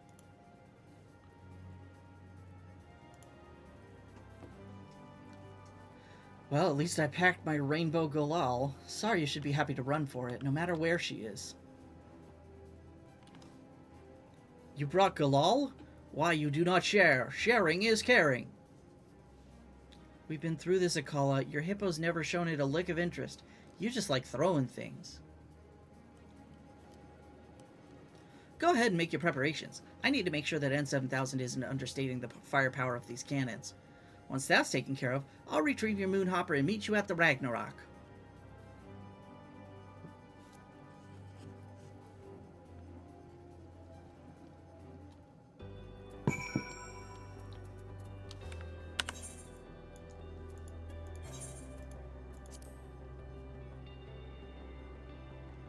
I guess Raytar's not that much closer than I am, but, you know, whatever.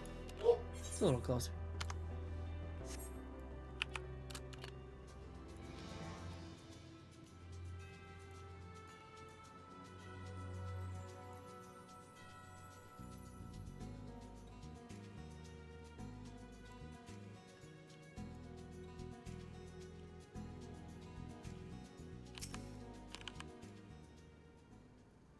Several cutscenes will play in sequence.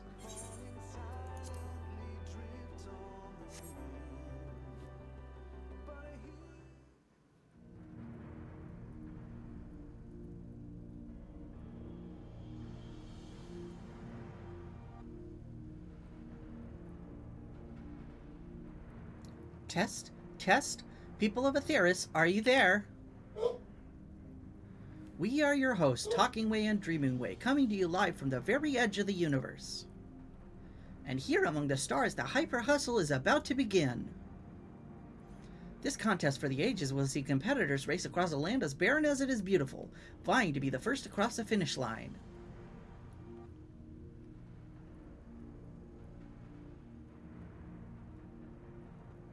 You won't want to miss a moment of this, folks. Now let's introduce our racers.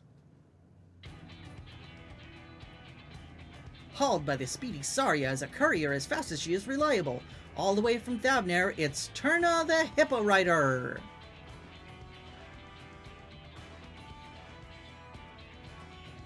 Next, a Gajasura as fearsome on the track as he is fearless on the battlefield. Honed in the fires of the Hanish Hippo Hustle, Akala.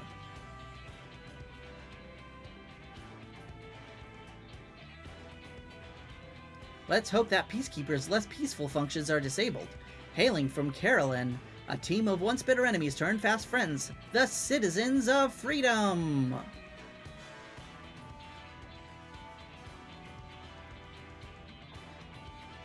Our next entrant may look more frolicsome than furious, but pass them at your peril. Supported by the ever-so-darling Mew Miz, it's the electrifying Grebulov 10!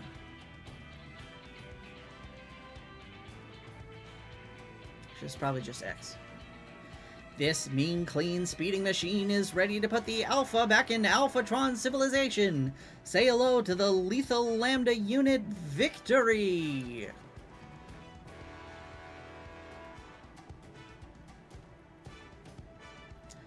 But lo, what wisdom rides the winds of Elysion and fair peaks once forgot. The Dragon Star has joined the fray.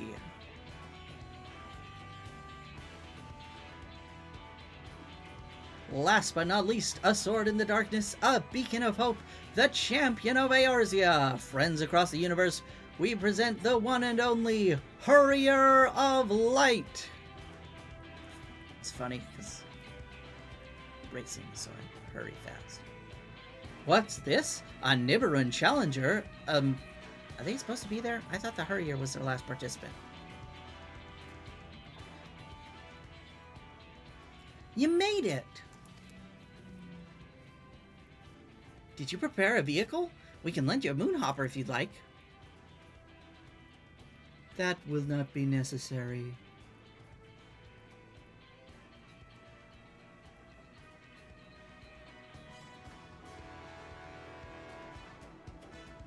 Okay, cool.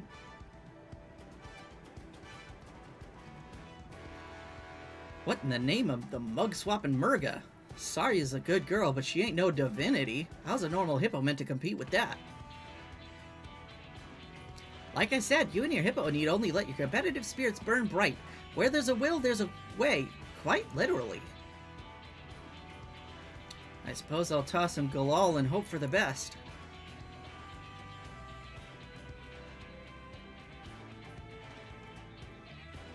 Racers, are you ready?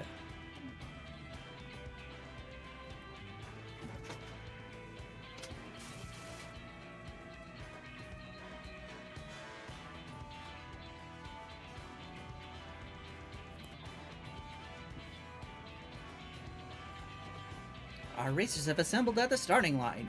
Who will surpass the rest to emerge triumphant?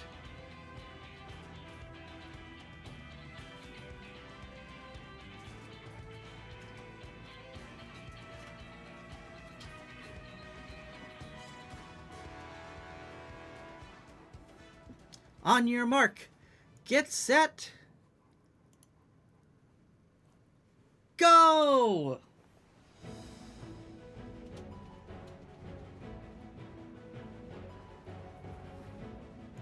And they're off with the Nibiru god Rala taking the lead.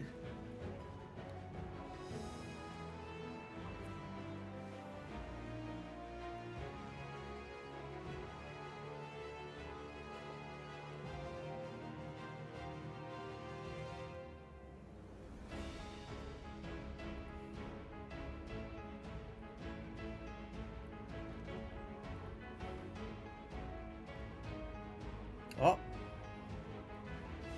Sweet mother, a juicy jolt for the Mu-Miz has sent the Lambda unit tumbling. The other competitors race on. They are now entering the next area and the field of automated artillery.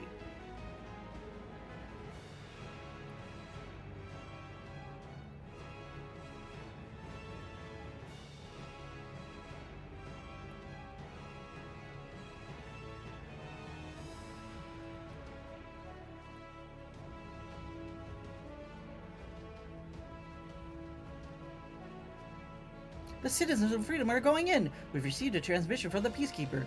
This is not compared to the carnage on Carolyn. Yeah! You heard it here, folks.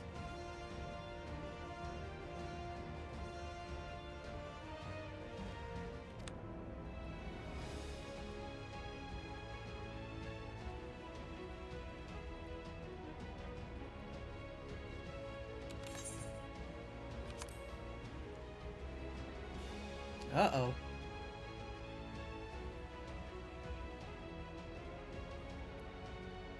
And the Peacekeeper is down by double cannon blast. How fortunate that the Corellians wear helmets.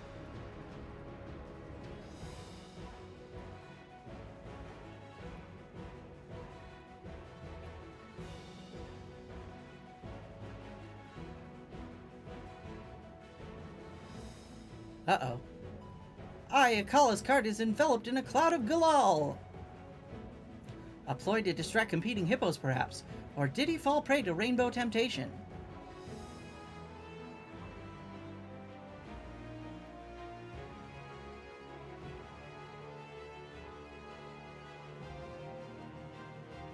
Whatever the cause, it has only made Turn of the Hippo Rider's cart fly all the faster. She has overtaken the Hurrier of Light for second place.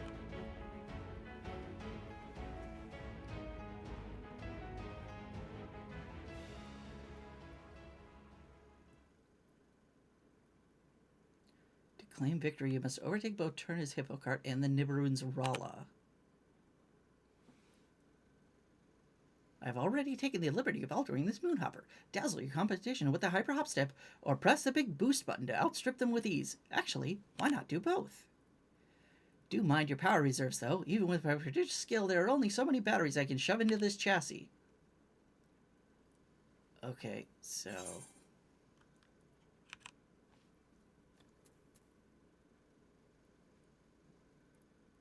let's do this one.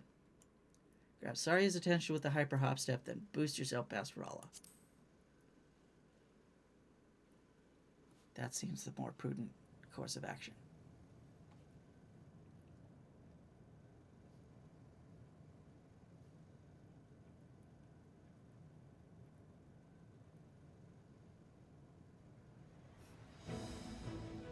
The hippo has halted, overwhelmed by the euphony of my song, no doubt.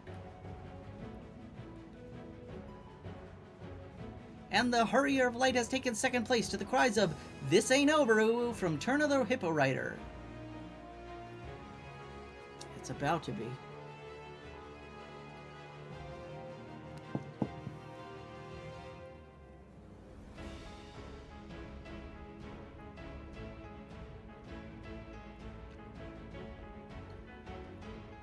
This is it, folks, the final stretch. The Hurrier of Light has pushed the Moonhopper to higher, hair-raising speeds. But Rala is still one leap ahead. Who will emerge victorious?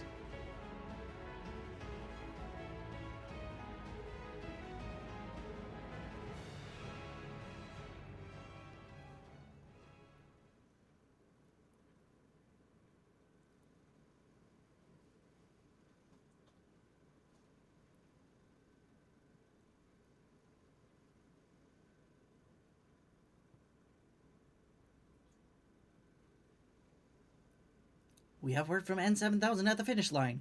The winner of the Hyper Hustle is... Hell yeah.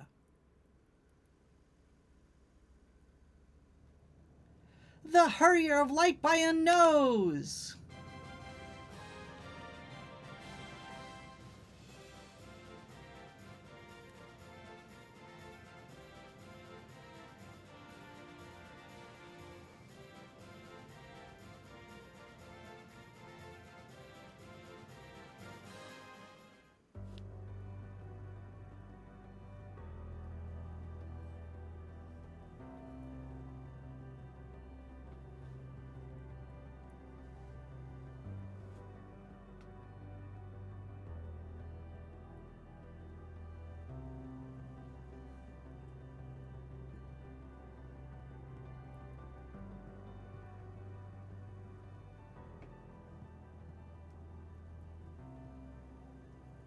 We do not understand.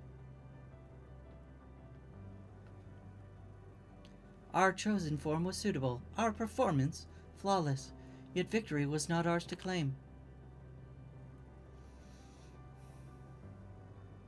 It has been long since we have experienced this quickening of the pulse, this vexation.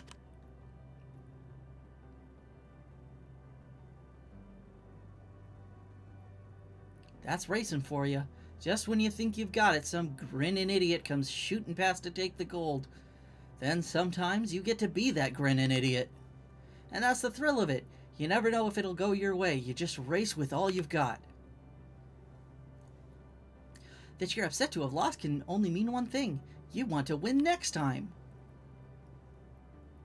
That's a dream worth chasing. Trust me, I'm an expert.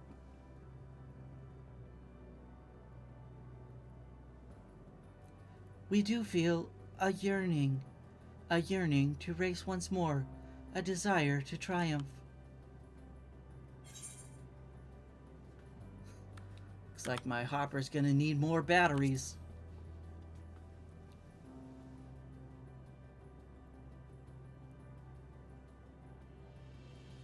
This is well. We will engage with the other patrons of this establishment to develop a superior stratagem. Dynamis readings indicate a positive effect on the local environment. In accordance with Jemmingway's aspirations, the Last Strikes has become an ever greater source of hope. Despite the significant expense, extensive property damage, and crushing defeat incurred, this unit rates the Hyper Hustle as worth it.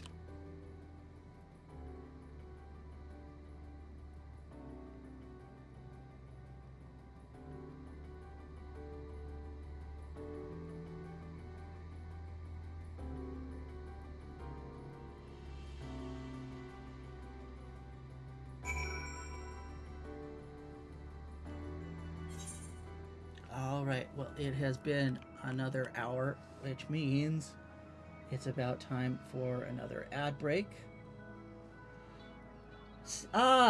Ness, how's it going? We're just about to have an ad break,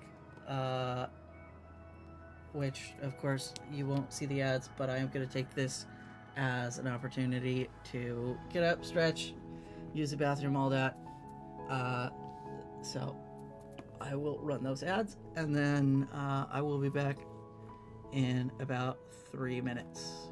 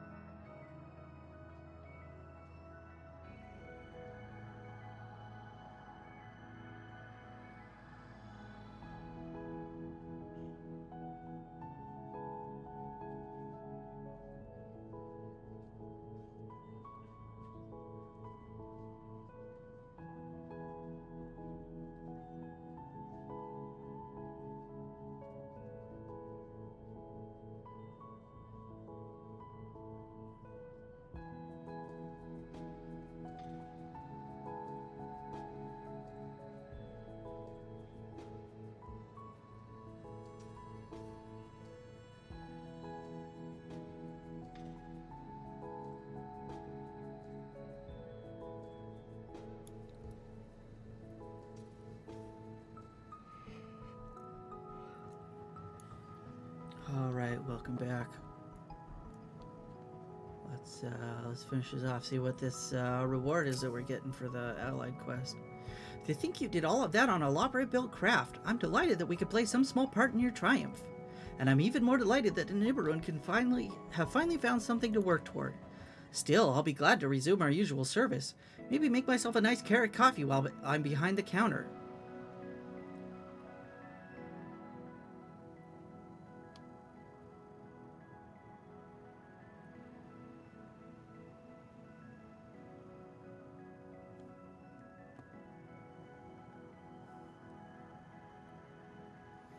You were right, I admit it. I had a great time racing, even if I didn't understand half of what was going on. But as fun as it was, I need to be getting on home to Thavnir. Don't want to leave the Hippo Riders alone for too long unless some Hamsa heads start getting restless. We finished packing up the broadcasting equipment, so we'll be heading back to the Dreaming Workshop ourselves. So soon? It'll feel so empty out here in the cosmic void without you. Affirmative, but did we not have one more objective to complete before the other organic life forms depart? Objective?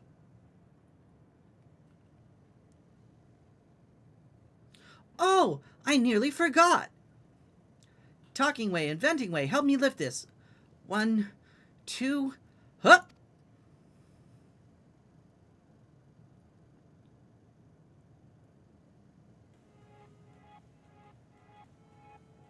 Trophy, huh? Nice. Do I gotta put that in my house? It's for you, Uwu! A trophy befitting the victor of the Hyper Hustle. As you can see, it was designed in the image of the last dregs, the Hippo Riders, and also the Dreaming Ways. That reminds me, we brought a few commemorative gifts as well. Talking way, inventing way, help me lift these. 1, 2,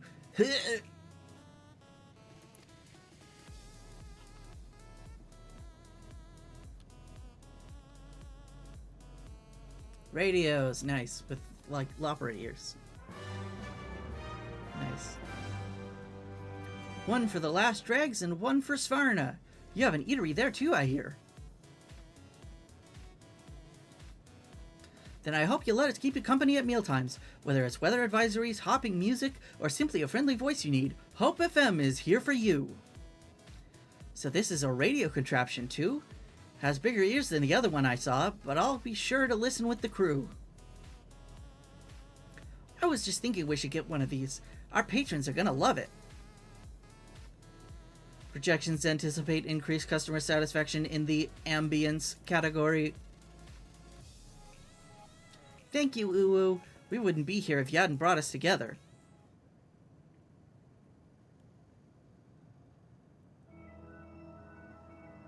I think I speak for everyone when I say this day will shine like a newborn star in our memories. I hope you feel the same.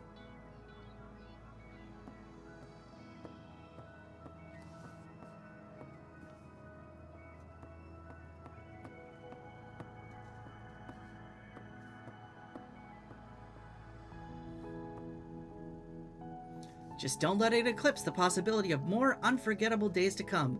After all, look across the sea, up at the moon, past the distant stars, and you'll find us waiting for you.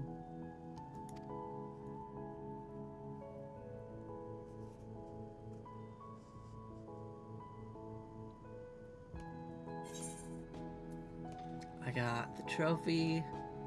Ooh, and a new dance. Nice.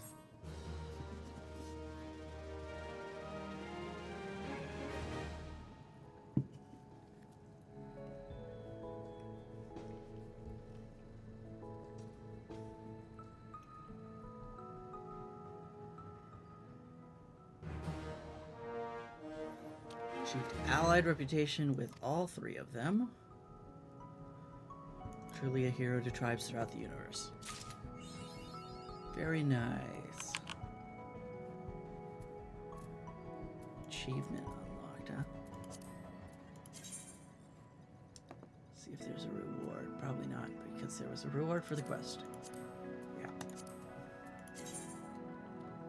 But anyways, yeah, Ness, if you're still here, and not lurking, I hope you're doing well. I mean, I hope that regardless, but, you know. Tell me how it's going, what you're up to. I'm gonna go put that trophy in my house.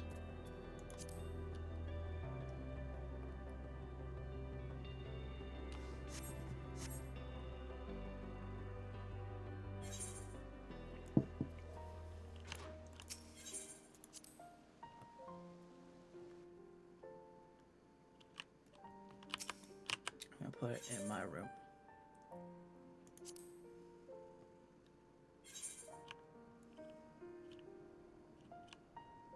That looks like a pretty good spot for it, depending on how big it is.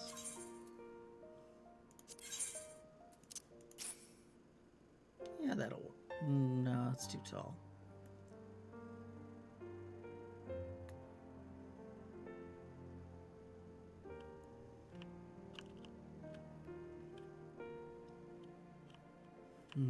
Where could I could put it on the table or on my desk. Yeah, let's put it on the desk.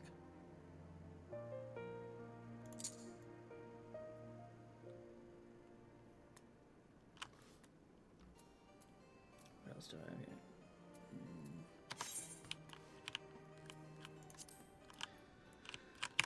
Cool. All right, let's see what's in the MSQ.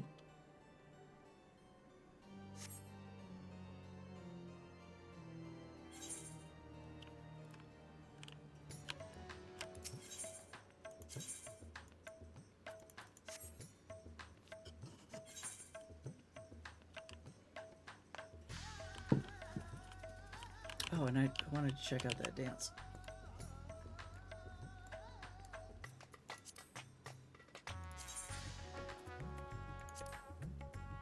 I have another one that I just haven't done it on this character yet, I guess.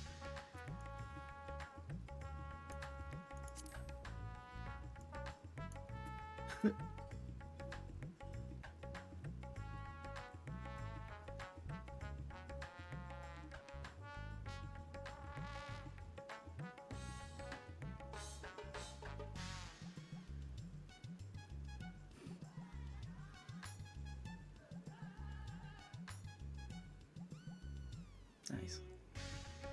That is going on my hotbar. Where'd it go?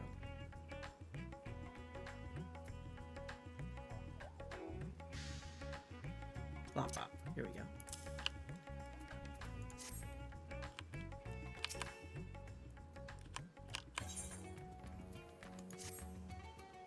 Ah, ooh. One of my clerks was just here for with a message for you. The students of Baldessian request your presence in Charlene at your earliest convenience. Indebted as I am to our friends, I had hoped that I too might be of service, but it is you alone that they require. Once you've no pressing business, pray make your way to the Baldessian Annex at once. Ojika awaits your arrival. In the meantime, I shall continue showing Azdaya this city. From notable landmarks to the people's lives, there's still much and more for her to see. Farewell for now, my friend. I look forward to the day we set forth on another adventure together.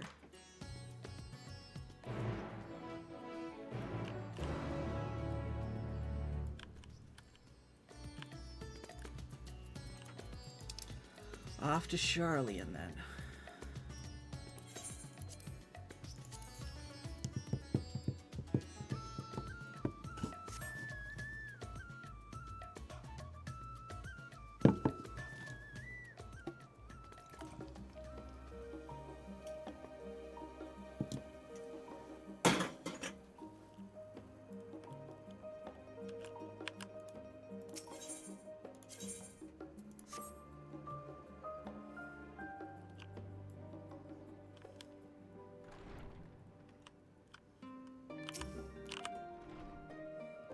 A warm and hearty welcome to you, Uwu.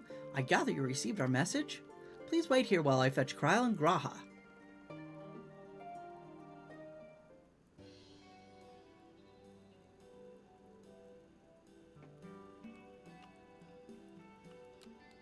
Oh, she's got her hood off.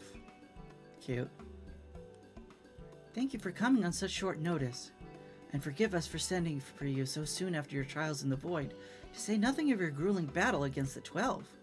Now then, we aren't actually the ones who require your presence, but Aaronville. He stopped by recently, you see, and asked us to reach out to you on his behalf. This is setting up for Dawn Trail, isn't it? I imagine you're as surprised as we are, given that he was supposed to be away on a long expedition. Something must have necessitated a change in his plans. All he would tell me is that there is someone whom he wishes Uwu to meet. He also mentioned that he would be tending to business at the studio. Shall we look for him there?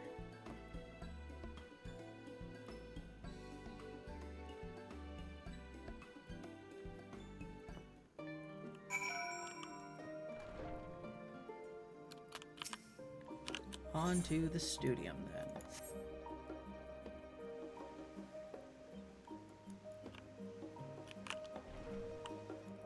Check my retainers real quick. Looks like they just finished their ventures.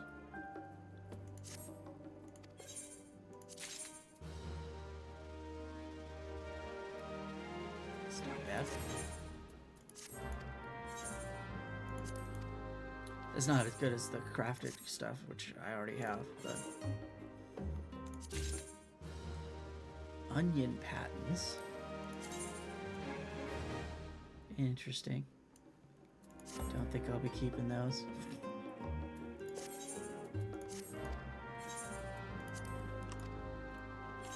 They might sell, though. Who knows? I'll clean out my inventory later.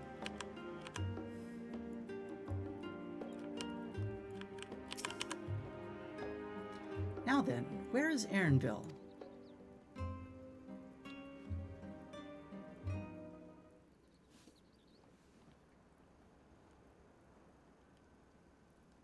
Erinville!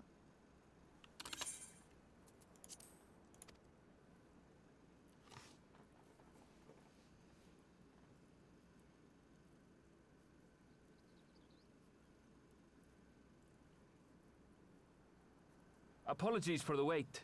I hope I haven't called you away from anything important. I chanced upon some commissioned items at my destination, so I thought I might deliver them. Where did you go, if I may ask? The New World. Tural. You went to Tural? Then the person who you wish to introduce... Aye, she hails from there. I present to you...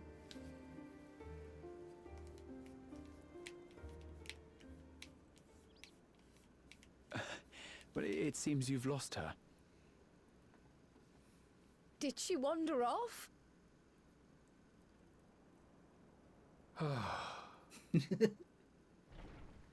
Here we go. Our first look. Sorry. It's just so different here. I can't help but want to explore. Well, while Hell you yeah. were exploring, your candidate came to us. This is her, the adventurer you crossed the seas to meet. Ooh, you weren't exaggerating. It's plain she's no ordinary woman. I'm Uklamat, claimant to the throne of Tulihuela. Tulihuela. Tulihuela. It's Tural's governing nation. The capital bears the same name. I'll get to the point. I want you to come with me to my homeland.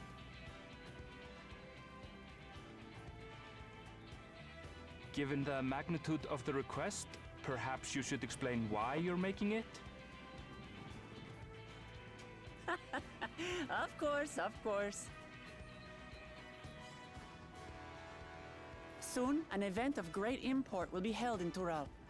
The Rite of Succession. Taking the form of a contest, it will determine who next ascends the throne. As daughter to its present keeper, I will participate. And I have every intention of winning.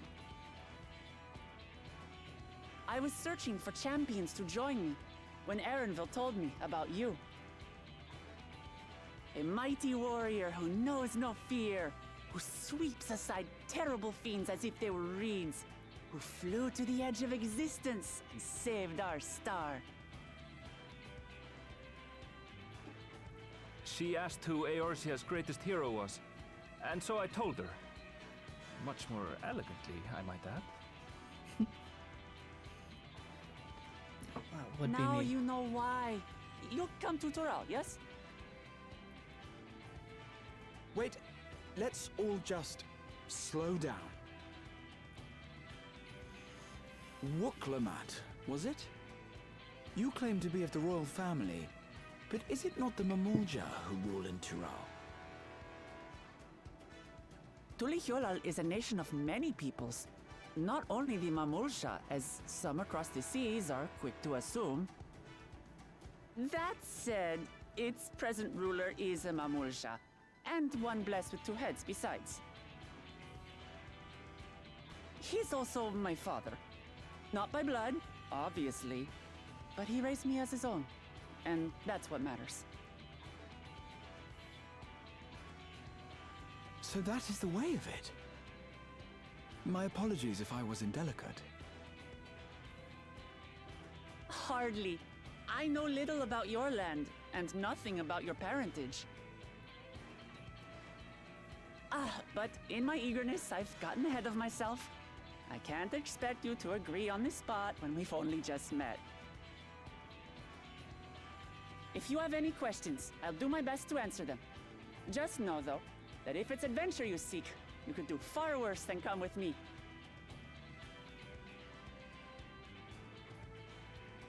Now, this is only a rumor.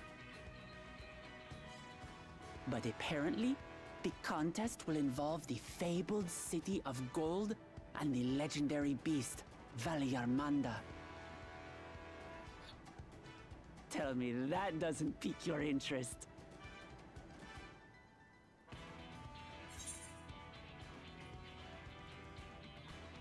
You have my complete attention.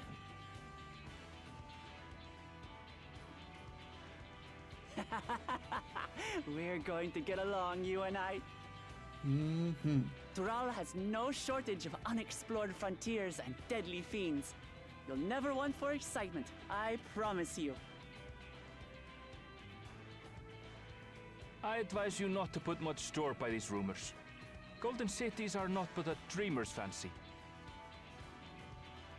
Says the dreamer who was bent on finding one when he was a child. Just because you failed doesn't mean it doesn't exist. Called out. Tuliolal and the Golden City. Just like in the letter to Grandfather. Hmm? Regardless of what the contest may entail, it'll be no simple thing. If I'm to triumph, I'll need capable and dependable companions. So let's go on a hunt together. There's no better way to get acquainted.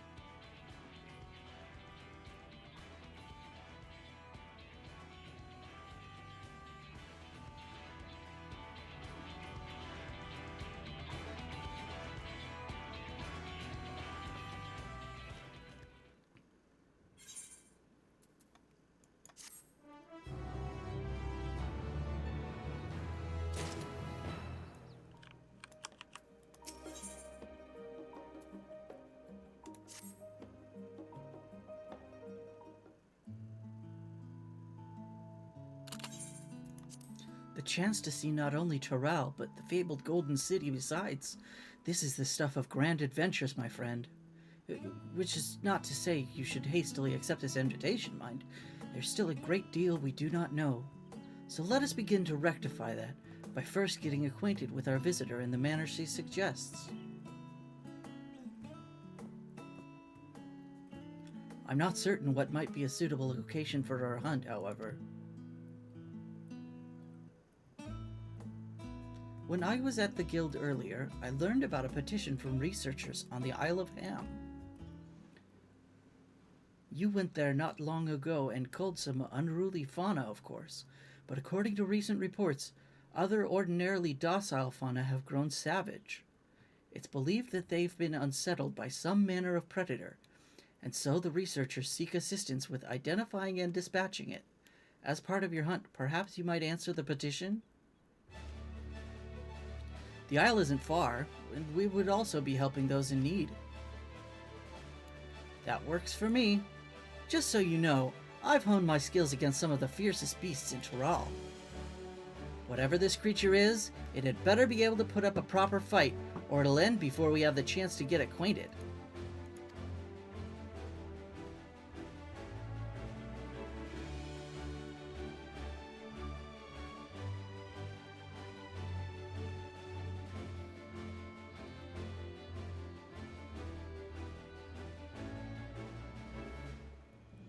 And before we can prove ourselves capable and dependable companions.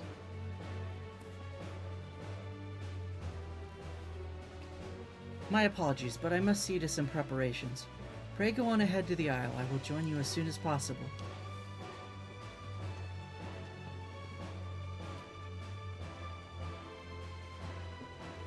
If the rest of you are ready, let us head to the harbor.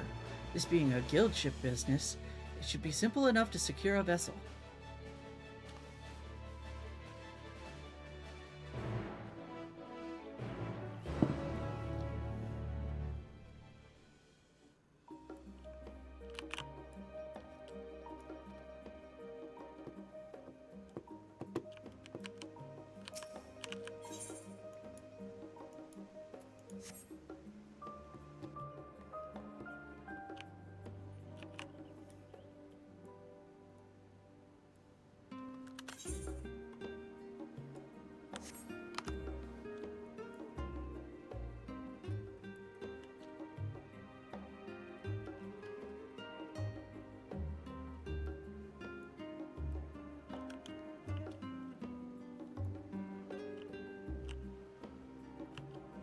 Must be a crafter or a gatherer quest. Oh, I think that's, that might be, I know there's a,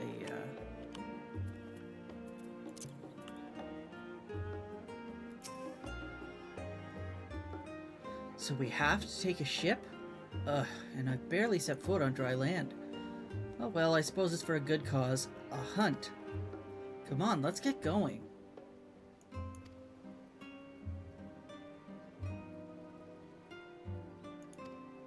Okay. Alright, let's do it. There's a beware in chat if anybody wants to catch it.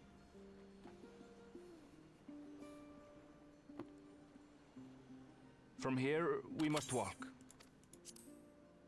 So much ice. It rivals even Yogg-Tural.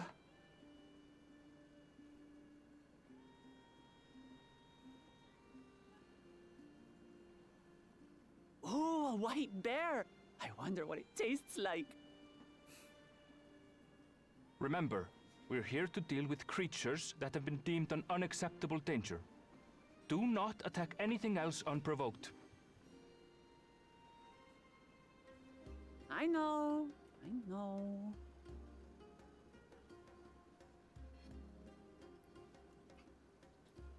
So this is the isle where ether literally bursts forth.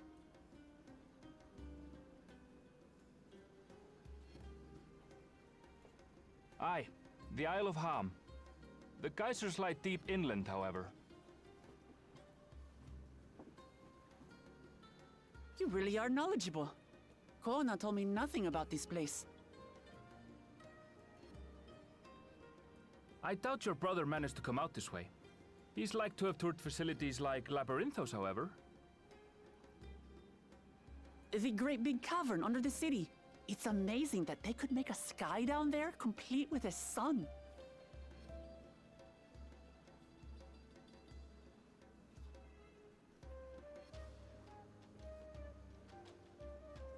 This brother of yours, he has been to Sharlayan.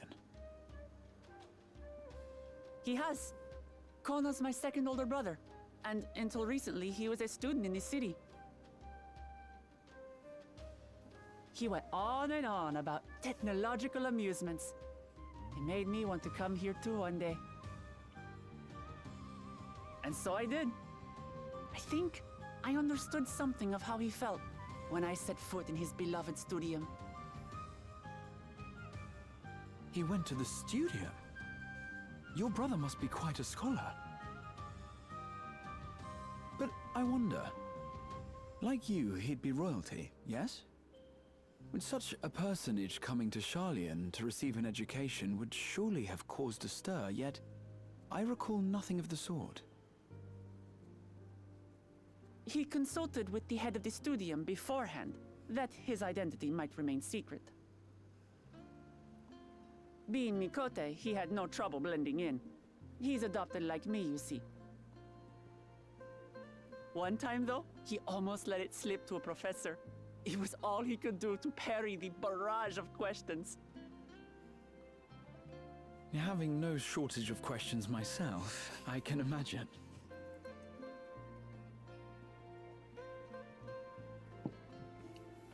Ask whatever you like. I don't mind. But I maintain hunting together is the best way to get to know someone.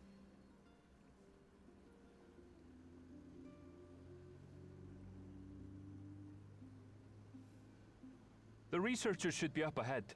Let's find them and learn what we can.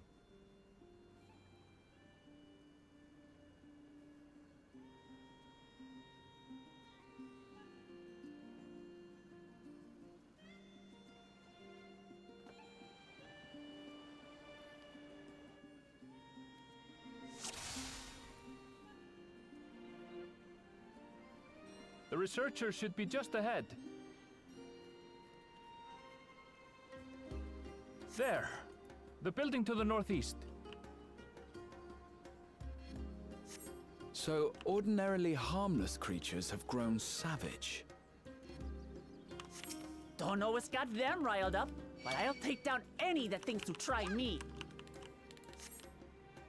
Right, let's hunt our fill.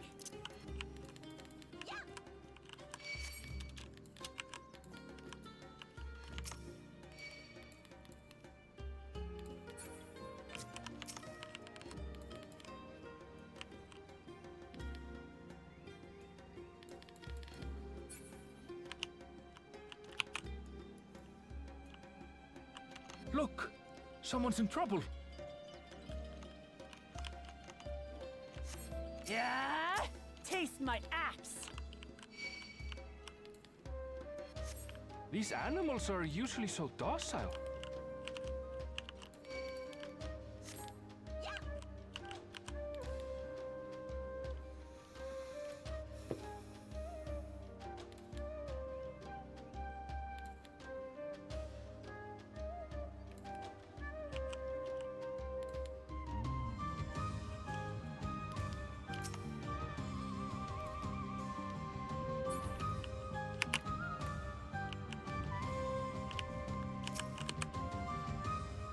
Oh, thank goodness you've come. I take it you're the one who answered our petition? Wait, are you? You are! Ubu, the adventurer who saved our star! Would that our meeting was under better circumstances. I was conducting a routine inspection of the transporter here when I suddenly found myself surrounded. You'll find more of the same across...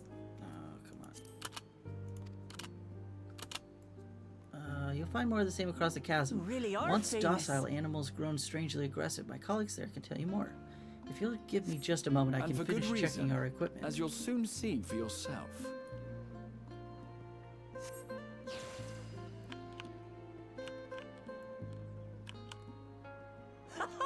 Quite an interesting contraption you've got here. Is that our petitioner? Let's go and have a chat. The adventurer come to answer my petition, I presume. We're most fortunate to have one of your considerable skill here to aid us. A creature of unknown origins has been sighted on the island in recent days, and we believe its presence has affected the local fauna. The animals beyond this gate are the worst affected we've encountered thus far, though we dare not go back. Your task is to quell any threats you find and search for traces of the beasts responsible for all this. If you should find anything at all, we would be most grateful if you would share it with us. I'll handle this.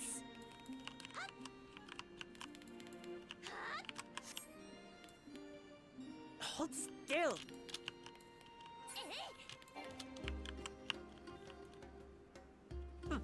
Is that all? Come on, let's pick up the creature's trail.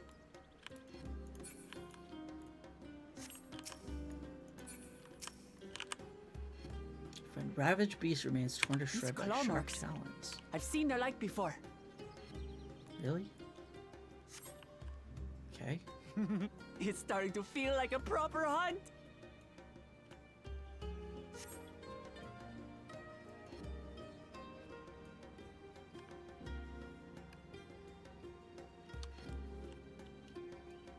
Ah, there we go. Some feathers. Find feathers scattered about the ground. There are signs of a fierce Feathers. struggle. But did they belong to the predator or the prey? So, how do you prefer our prey? Roasted or raw? You presume it's even safe to eat?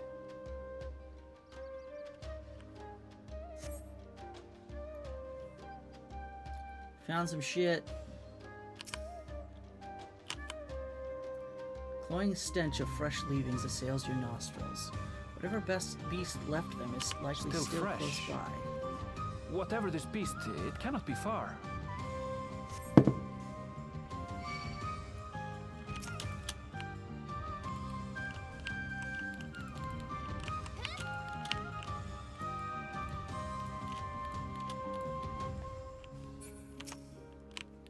Do you suppose they're upset we disturbed their home? Who knows? But if they're spoiling for a fight, then they've got one.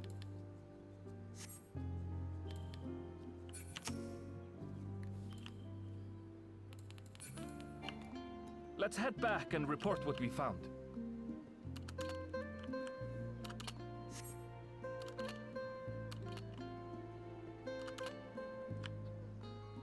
Can't jump off there? Lame.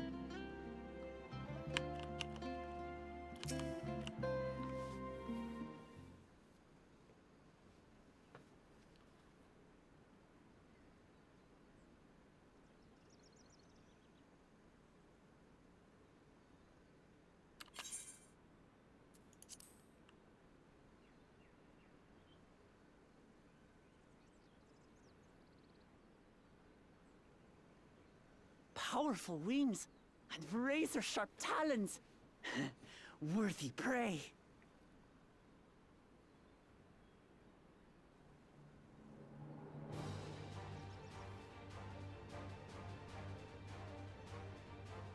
Ah! What is that thing? What is that thing? What is that thing?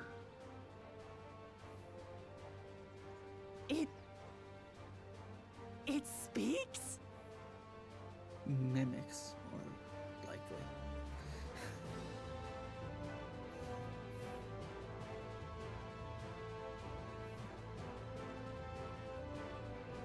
It's heading towards the falls. I'll stay with the researchers. The creature, I leave to you. Come, Woklamat. Right.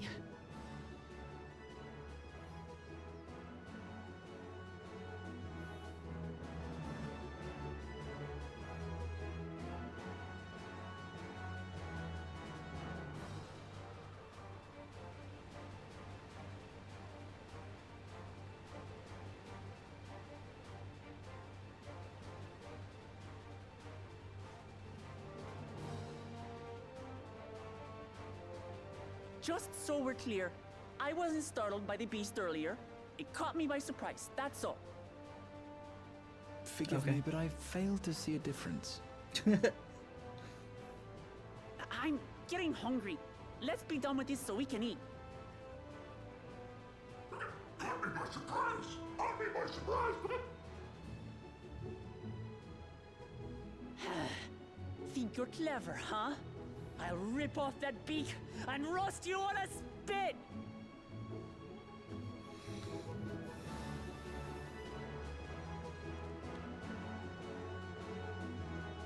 Does look kind of gross.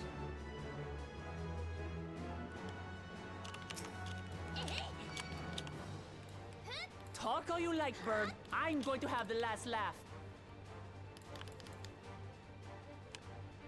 Oh, I'm going to enjoy sinking my teeth into you. I'm going to have the last laugh! Ah, shut up already, you blasted bird! Shut up already! Ah! Shut up already!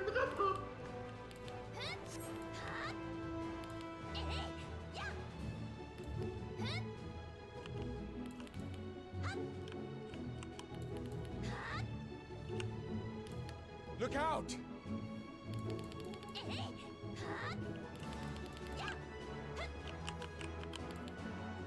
I've never seen such an enormous colibri.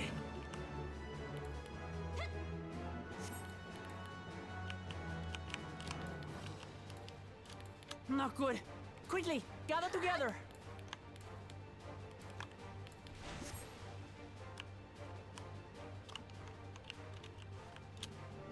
you.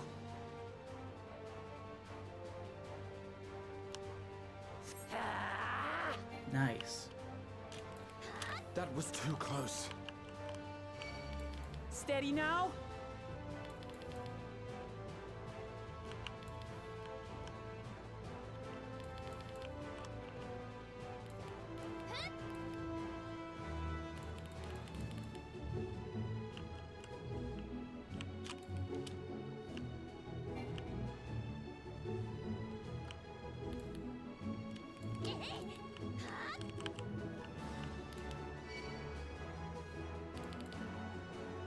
Got it down to 50.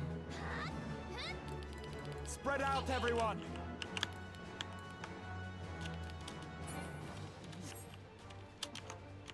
You paid for that.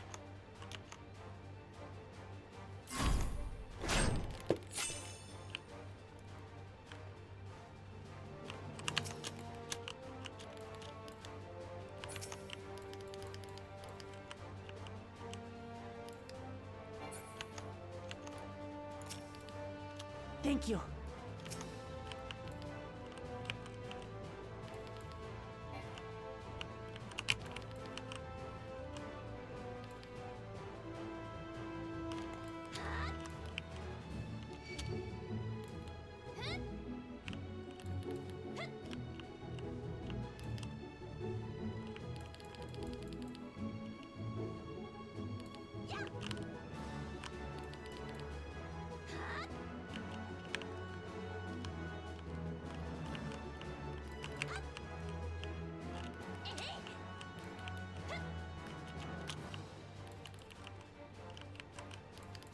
Now, wait to see what this does before I use my fight or flight. Yeah, perfect. Here we go. Cool, cool, cool,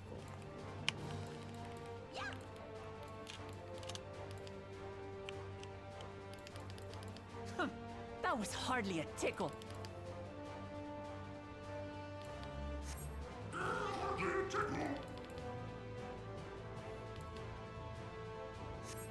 Try this.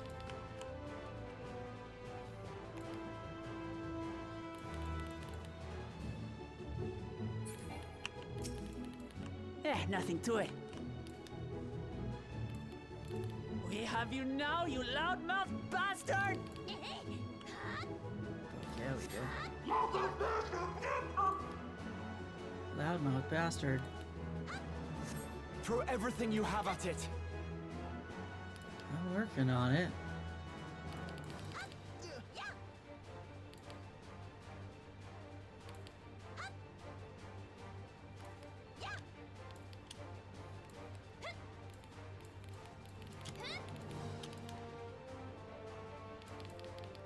There we go.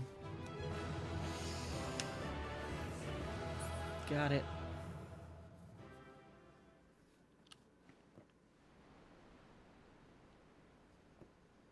Loudmouth bastard.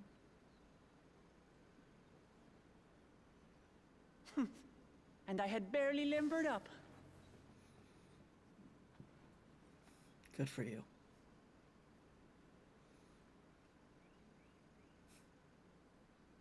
Sure. It was a terrible foe, but no match for your axe.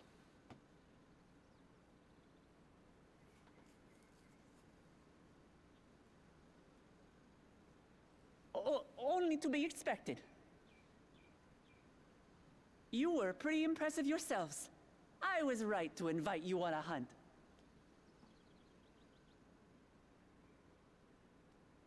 What a curious bird that was.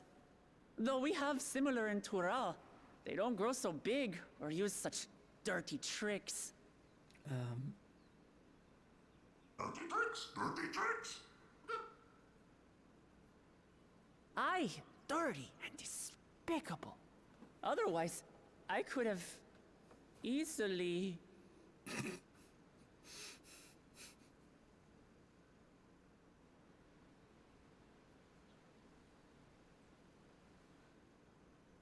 Leave this to me. Cryo.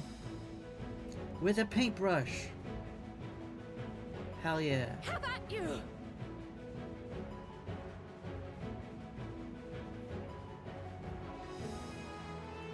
Looking forward to trying out Pictomancer.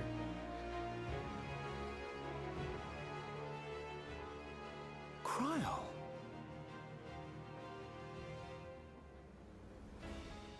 I am terribly, terribly sorry to have kept you all waiting.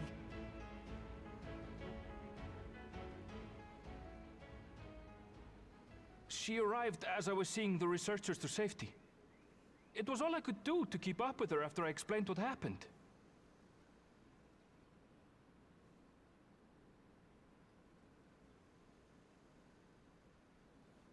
So this is what you meant by seeing to preparations? After hearing of the contest, I thought how wonderful it would be to join you. In coming here, I wanted to demonstrate my skill at arms to Wuklamut. Alas, it seems I missed most of the action. Yeah, it's alright.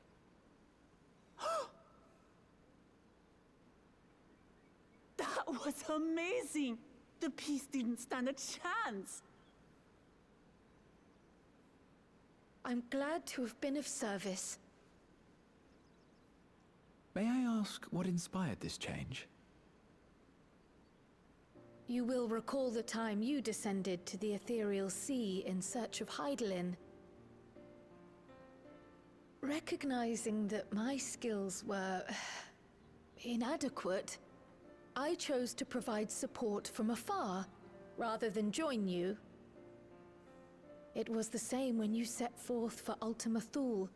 How it pained me to stay behind, again and again. That's what inspired this change. Ever since the final days were averted, I've used every spare moment to hone my craft.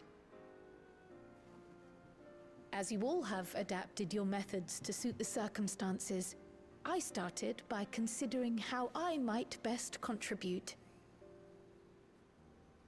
And after much deliberation, I arrived at my answer.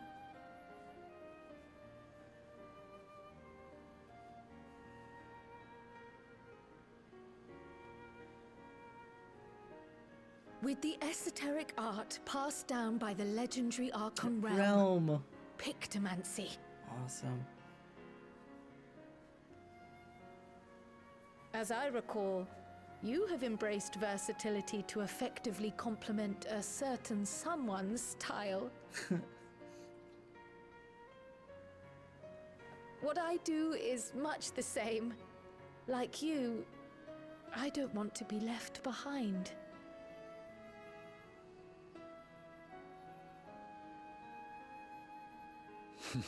Indeed.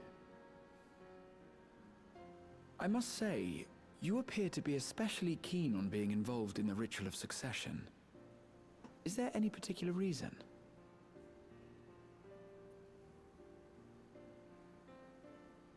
Yes, there is. This letter from Tuliolal.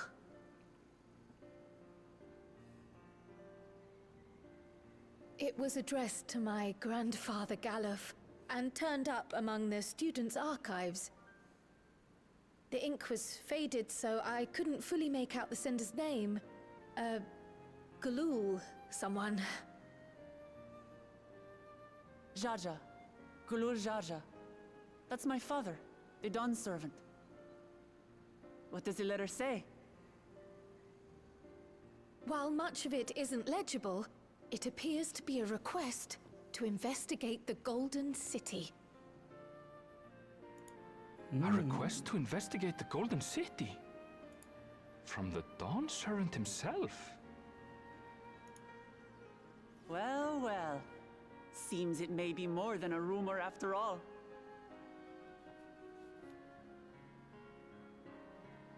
Being a member of the royal family, it was my hope that you could confirm the authenticity of this letter.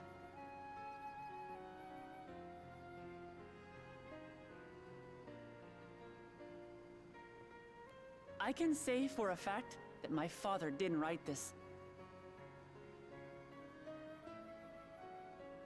Given how culturally diverse Tuliolal is, it was decided some time ago that a common language was needed. But instead of elevating an existing tongue and its speakers above all others, we looked to those widely spoken overseas and created an altogether new one. The similarities to your common tongue also make it quite easy to communicate in these situations, no? This letter, however, is entirely in Eorzean. If Father had written this, he would have been in Turali. And what's more, it bears a wax seal. We don't bother with them. So the letter is fraudulent, then? Oh, I didn't mean to say that. My father's signature is genuine, as far as I can tell, so perhaps he simply dictated it.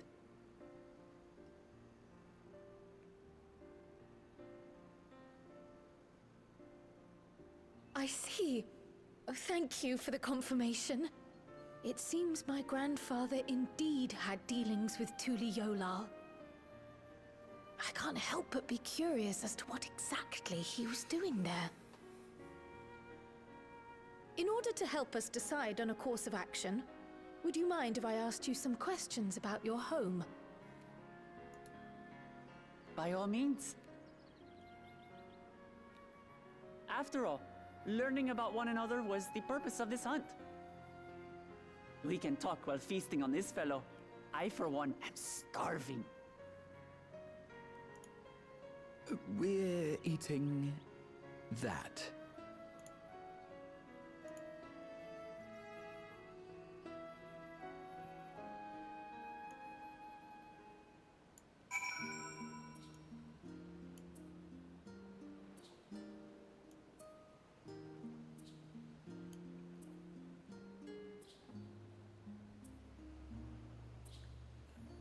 Just one sec. Here we go.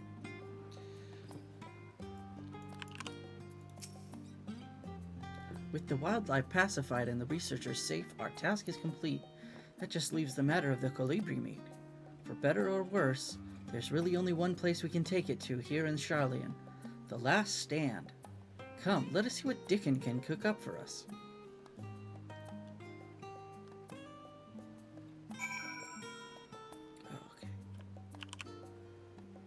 Well, it is almost noon. I think I need to take the dog out and get some lunch. So we are going to raid out. Thank you everyone who came in and said hi, joined me for this stream. Thank you for all of the gift subs from YOLO. And we're gonna raid out. I'm gonna take you over to a friend of mine doing an art stream. She is wonderful. Oh crap! Did that wrong. Cool. Yeah. So thanks for joining, and sorry about the you know, everything's still a little sporadic as far as streaming goes. I'm trying to get back into like a regular rhythm, but you know, keep an eye on my Twitter, and if you want to see when I go live or enable notifications, say bye to Sirius, and we will see you later. Bye everyone, thanks.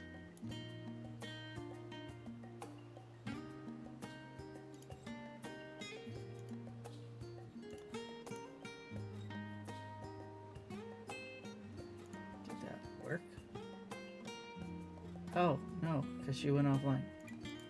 Never mind.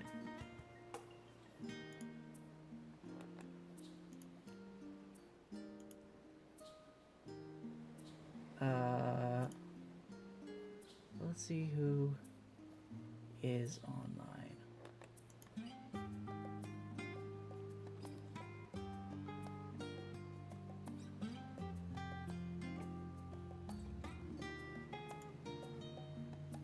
We could rate a 14 streamer.